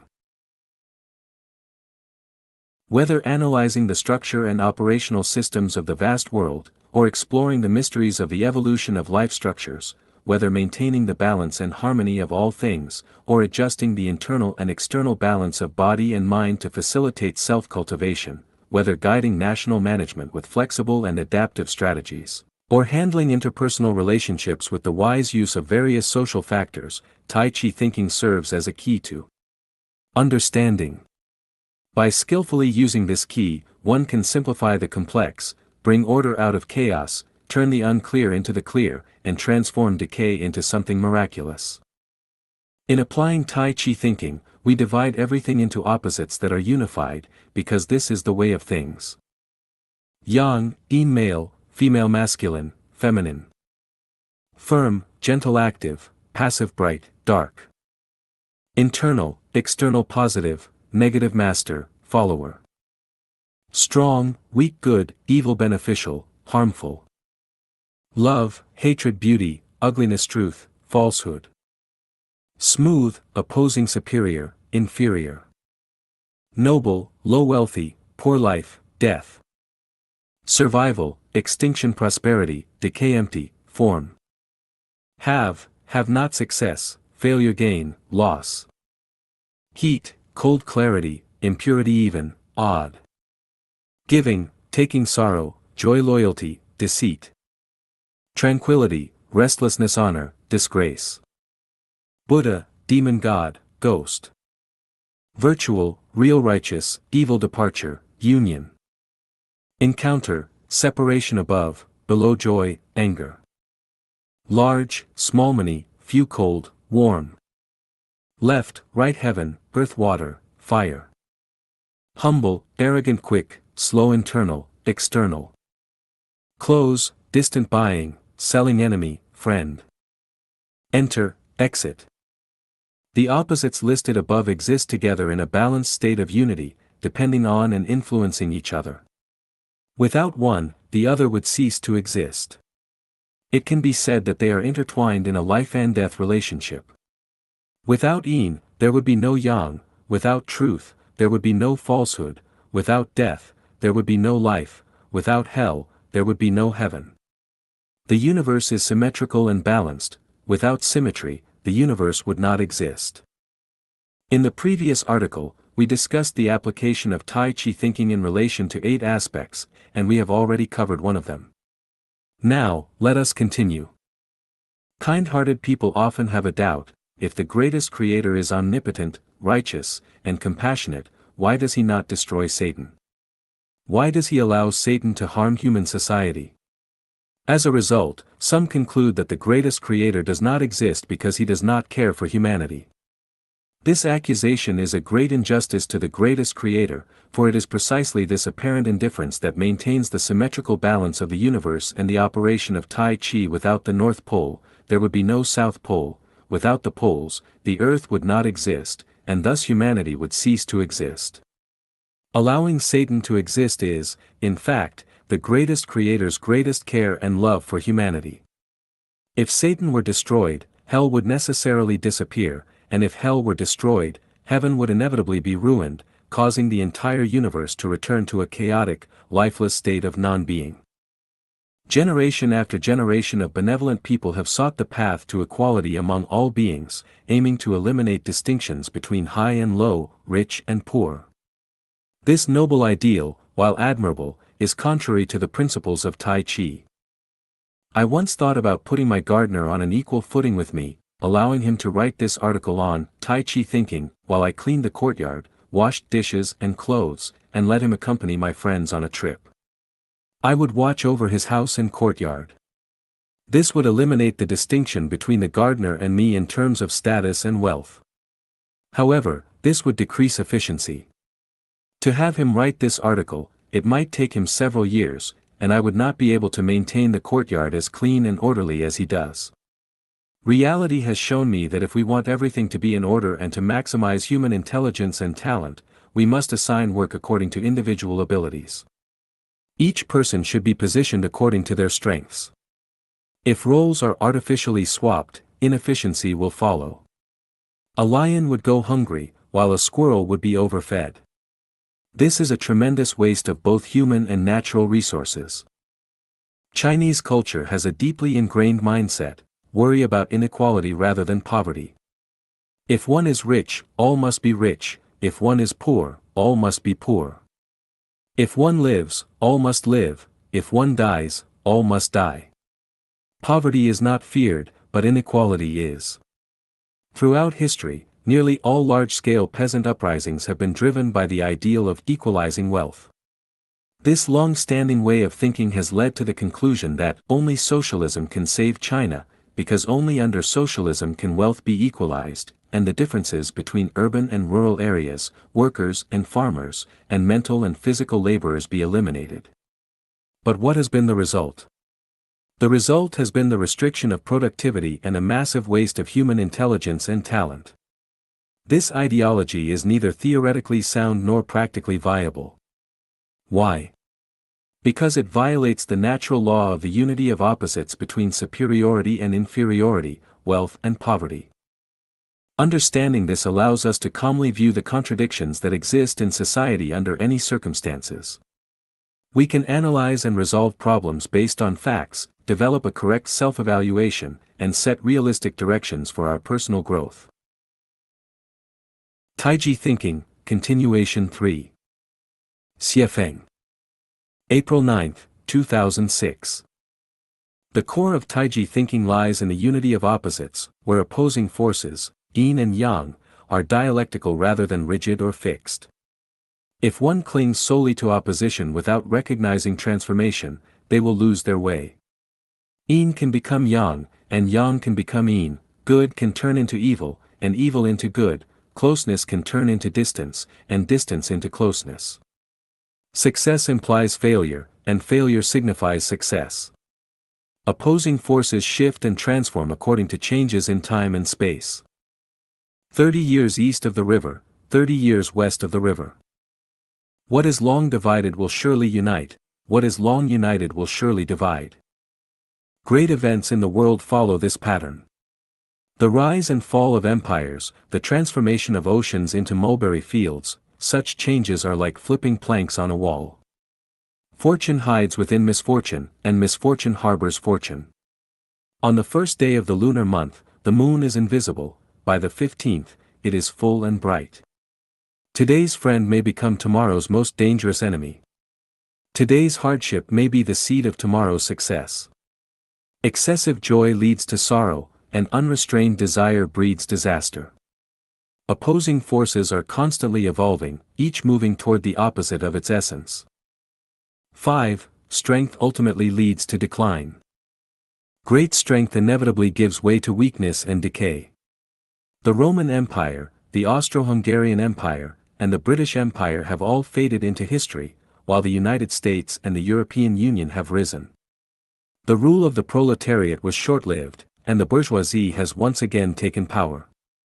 Suppressed love can turn into hatred, kindness can transform into harm, and harm can give rise to kindness. Life is the root of death, and death is the source of life. When things reach their peak, they begin to decline. This is called going against the Tao. Those who go against the Tao will not last long. When one reaches the limits of poverty, they seek change. When they reach an end, they find a new beginning. The 5 elements create and restrain each other in an ongoing cycle. Strength and prosperity are hard to maintain without restraint. Comets come and go, geese fly south and return. There is no permanent coming or going, only endless cycles of rise and fall. 6. The new will become old. The new will inevitably become old, and the old will reappear in a new form. This aligns with the Taiji principle of transformation. Once we understand this, we realize that Christianity, Buddhism, Islam, communism, and even the United States will eventually decline, making way for Lifechanyuan to take their place. 7. The transformation of forms. All forms, whether ideological or societal, transform according to the principles of Taiji. In the past, people communicated mainly through letters. Who writes letters now? Cinemas were replaced by televisions, which are now being replaced by computers. Geological surveys once required on-site personnel, now satellites handle the task. Wars once depended on close combat, today, long-range attacks dominate. Documents were once written on parchment or bamboo slips, painstakingly carved or handwritten. Now, old typewriters are museum relics, abacuses have been replaced by computer keyboards, and analog film has been surpassed by digital photography. In the past, multi-generational households were celebrated, but today, individual rights and personal independence are emphasized. Change is accelerating, and outdated concepts of family, nation, political parties, and religion are disintegrating. A new ideological and societal structure is bound to emerge. Humanity is in the midst of this transformation. Whether our thinking can keep pace with this rapidly changing era will determine our survival. 8. Speed determines victory. Victory depends on speed. Walking, horse-drawn carriages, bicycles, and even cars are no longer sufficient for modern society. Airplanes and rockets cannot match the speed of computer networks. Clinging to old systems and rigid traditions is no longer viable. Similarly, in the field of cultivation, traditional practices such as meditation, breath control, fasting, and fetal breathing are too slow. We must take shortcuts and begin with our thinking, striving to accomplish in one day what took predecessors a lifetime. 9. The end of individual heroism. The era of individual heroism is coming to an end. It is becoming increasingly difficult for any one person to stand out because it is impossible to master the vast and rapidly expanding body of knowledge in a short time. No individual can fully grasp all the information within even a single field. Connections between individuals, society, and nature are becoming increasingly close and frequent. Isolation and self-reliance are no longer viable. What you take pride in today may be obsolete by tomorrow. The only way forward is to integrate yourself into collective wisdom, play your role as a cell within the larger whole, and find your place within it. To be continued. Tai Chi Thinking, Continuation 4. Xiefeng. April 10, 2006. One yin, one yang, that is the Tao. All things carry yin and embrace yang. Through the interplay of these energies, they achieve harmony. In the Yellow Emperor's Classic of Medicine, the Yellow Emperor states, Yin and Yang are the Tao of heaven and earth, the guiding principles of all things, the parents of transformation, the roots of life and death, and the dwelling of divine wisdom. An excess of yin leads to yang disorders, and an excess of yang leads to yin disorders. Yang disorders are treated by addressing yin, and yin disorders are treated by addressing yang. The insights of Laozi and the Yellow Emperor offer the best interpretation of yin and yang. While neither explicitly elevated these concepts to the level of Tai Chi, their theories are grounded in Tai Chi thinking. The entirety of the Tao Te Ching embodies Tai Chi wisdom. Laozi's thought process is inherently Tai Chi thinking, as reflected in passages such as being and non-being create each other, difficulty and ease complement each other, long and short form each other, high and low rely on each other, sound and voice harmonize, front and back follow one another. Non-action accomplishes everything. Without selfish desires, one can fulfill their own purpose. What exists is useful, what is empty gives function. Because it does not overflow, it is renewed. What is bent will be made whole, what is crooked will be straightened, what is hollow will be filled, what is worn out will be renewed, what is diminished will be gained, what is excessive will lead to confusion. All of these are manifestations of Tai Chi thinking. Tai Chi in traditional Chinese medicine. Traditional Chinese medicine, TCM, places great emphasis on the balance of yin and yang. The 8 principle syndrome differentiation is essentially a differentiation of yin and yang. Conditions such as external, heat, and excess are yang syndromes, while internal, cold, and deficiency are yin syndromes. In the Huangdi Neijing, the Yellow Emperor's classic of medicine, the chapters, the great treatise on the correspondence of yin and yang, the treatise on the separation and union of yin and yang, the treatise on the differentiation of yin and yang, and the treatise on the categories of yin and yang, elaborate in detail on how yin and yang correspond to various aspects of existence, including heaven and earth, humanity, the 4 seasons, cold and heat, water and fire, wind and clouds, form and energy, sound and voice, color and taste, internal organs, internal and external states, and life and death. The knowledge of yin and yang is profound, and Tai Chi thinking is an incredibly advanced wisdom. The purpose of learning is mastery, and the purpose of mastery is application. No matter how great knowledge is, if it cannot be applied, then our brains become mere garbage bins. While such knowledge may impress others, it is ultimately useless in practical matters. This is the final discussion on Tai Chi thinking. In the first article, I mentioned that we would explore 10 aspects of this concept. Now, we have arrived at the last topic. 10. All things carry yin and embrace yang. Human beings are part of all things, and thus, we also carry yin and embrace yang. What is the yin that we carry? It is the non-material world. Behind life lies the entire non-material world, and we are backed by it. Without the non-material world, there would be no yin, without yin, there would be no yang, and without yang, we would not exist. How are we connected to the non-material world? We are linked through our spirit, mind, thinking, and consciousness. The breadth and depth of our connection depend on the fluctuations of our spirit, the frequency of our mind, the sharpness of our thinking, and the depth of our consciousness. The non-material world is a vast and colorful universe invisible to the naked eye, encompassing the greatest creator, gods, Buddhas, deities, celestial beings, the Elysium world, the netherworld, and more. What yang do we embrace? It is the material world that we see with our eyes.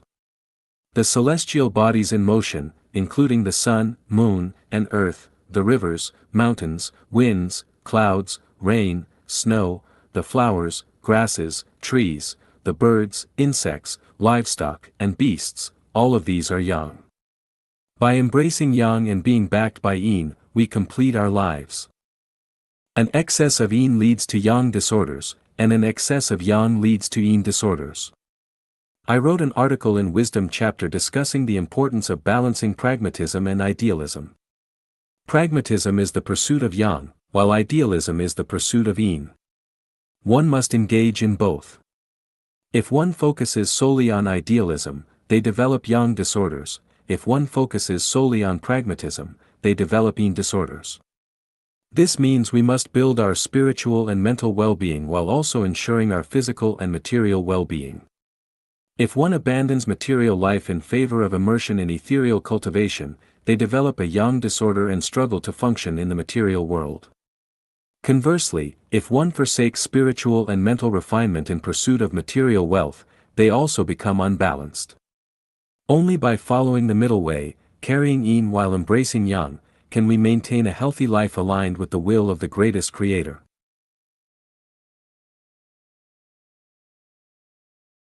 My advocacy for simultaneously ascending to the highest realms of life and life is based on this principle.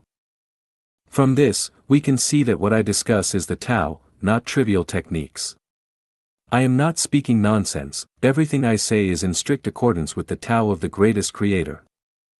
The principle of carrying yin and embracing yang applies to everything, including our actions and behaviors in daily life. For example, men represent yang, and women represent yin. Men are strong, and women are gentle. To maintain health, male and female energies must merge. Strength and gentleness must be balanced. Without men, women become ill, without women, men become ill. Here, an important point arises: the stronger the man, the greater his need for gentle yin energy, the gentler the woman, the stronger her need for masculine yang energy. This explains why people in the 1,000-year world, the 10,000-year world and the Elysium world do not marry, because a single woman's yin is insufficient to satisfy a strong man's yang. Similarly, a single man's yang cannot fully support a deeply yin woman. This is not only physiological but also spiritual and psychological. I have always set an example for everyone: love as much as possible. The more we give, the more we receive. Take a moment to reflect on this. What would it feel like to be selflessly loved by 10 people of the opposite sex? Although monogamy may appear on the surface to be a union of yin and yang, seemingly in accordance with the Tao of yin and yang, upon closer examination, it presents significant issues. I cannot provide a comprehensive discussion here, but I would like to pose a question for everyone to contemplate. It is a fundamental natural law that men are strong and women are gentle, whereas the reversal, men being gentle and women being strong, goes against common sense. The root cause of conflicts between husbands and wives lies in an imbalance of strength and gentleness. A family must contain both strength and gentleness.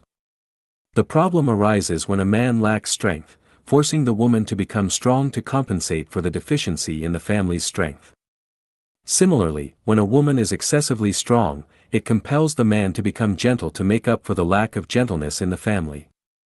If both partners are strong, arguments and divorce are inevitable. If both are gentle, they will have to suppress themselves and endure, resulting in a household filled with passive resentment. A perfect husband and wife combination is rare, especially in modern society.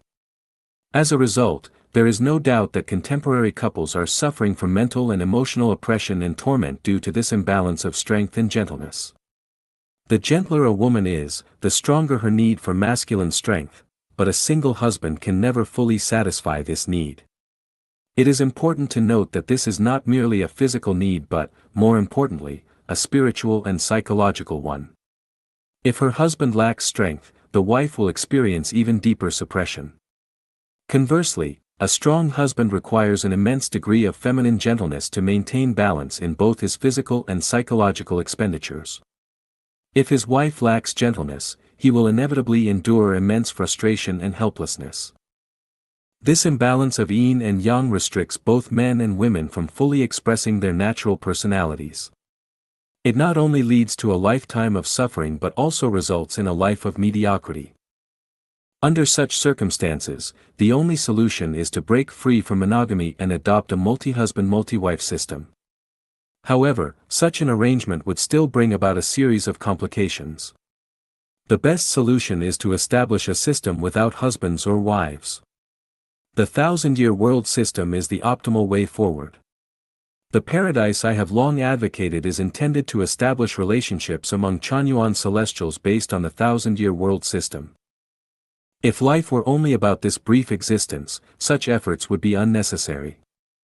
However, this concerns the future trajectory of our lives and the creation of a new era for humanity, Lifechanyuan era. That is why I persistently discuss the balance of yin and yang. Does this reasoning hold? I invite you to reflect using Tai Chi thinking. Is Tai Chi thinking the highest wisdom? No. Formless thinking surpasses it. This concludes my discussion on Tai Chi thinking. My final question to you: have you carried yin and embraced yang? Unclear signs of impending death. Xiefeng. Does death have any precursors? Let's look at the following compelling evidence. Yesterday, I watched the CCTV program The Art of Life. Renowned actor Wang Jiwen mentioned some unusual behavior exhibited by his father shortly before he passed away. The story goes like this: every morning before work, his father would drop off his mother at a nearby market. Normally, after dropping her off, he would turn and leave immediately, while his mother would rarely look back. However, on the morning of his father's accident, after saying goodbye, his father stood there for a long time, watching her. Strangely enough, after ascending the market stairs, his mother involuntarily turned back and saw her husband still standing there, gazing at her intently and waving. Only then did he leave. In 1992, the former minister of the engineering department of Gansu International Corporation and a colleague came to the Zimbabwe manager's office for a work inspection. During their stay, they, along with two others, visited Lake Kariba. They had planned to spend the night there and had already reserved accommodations. However, as night approached, the minister became restless and insisted on returning to Harare. The others had no choice but to drive back. During the journey, while seated in the back, the minister suddenly asked to switch seats with someone in the front. They stopped the car to change seats and then continued driving. Within 10 minutes, as they were overtaking another vehicle, their car collided with an oncoming vehicle. The other passengers sustained only minor injuries,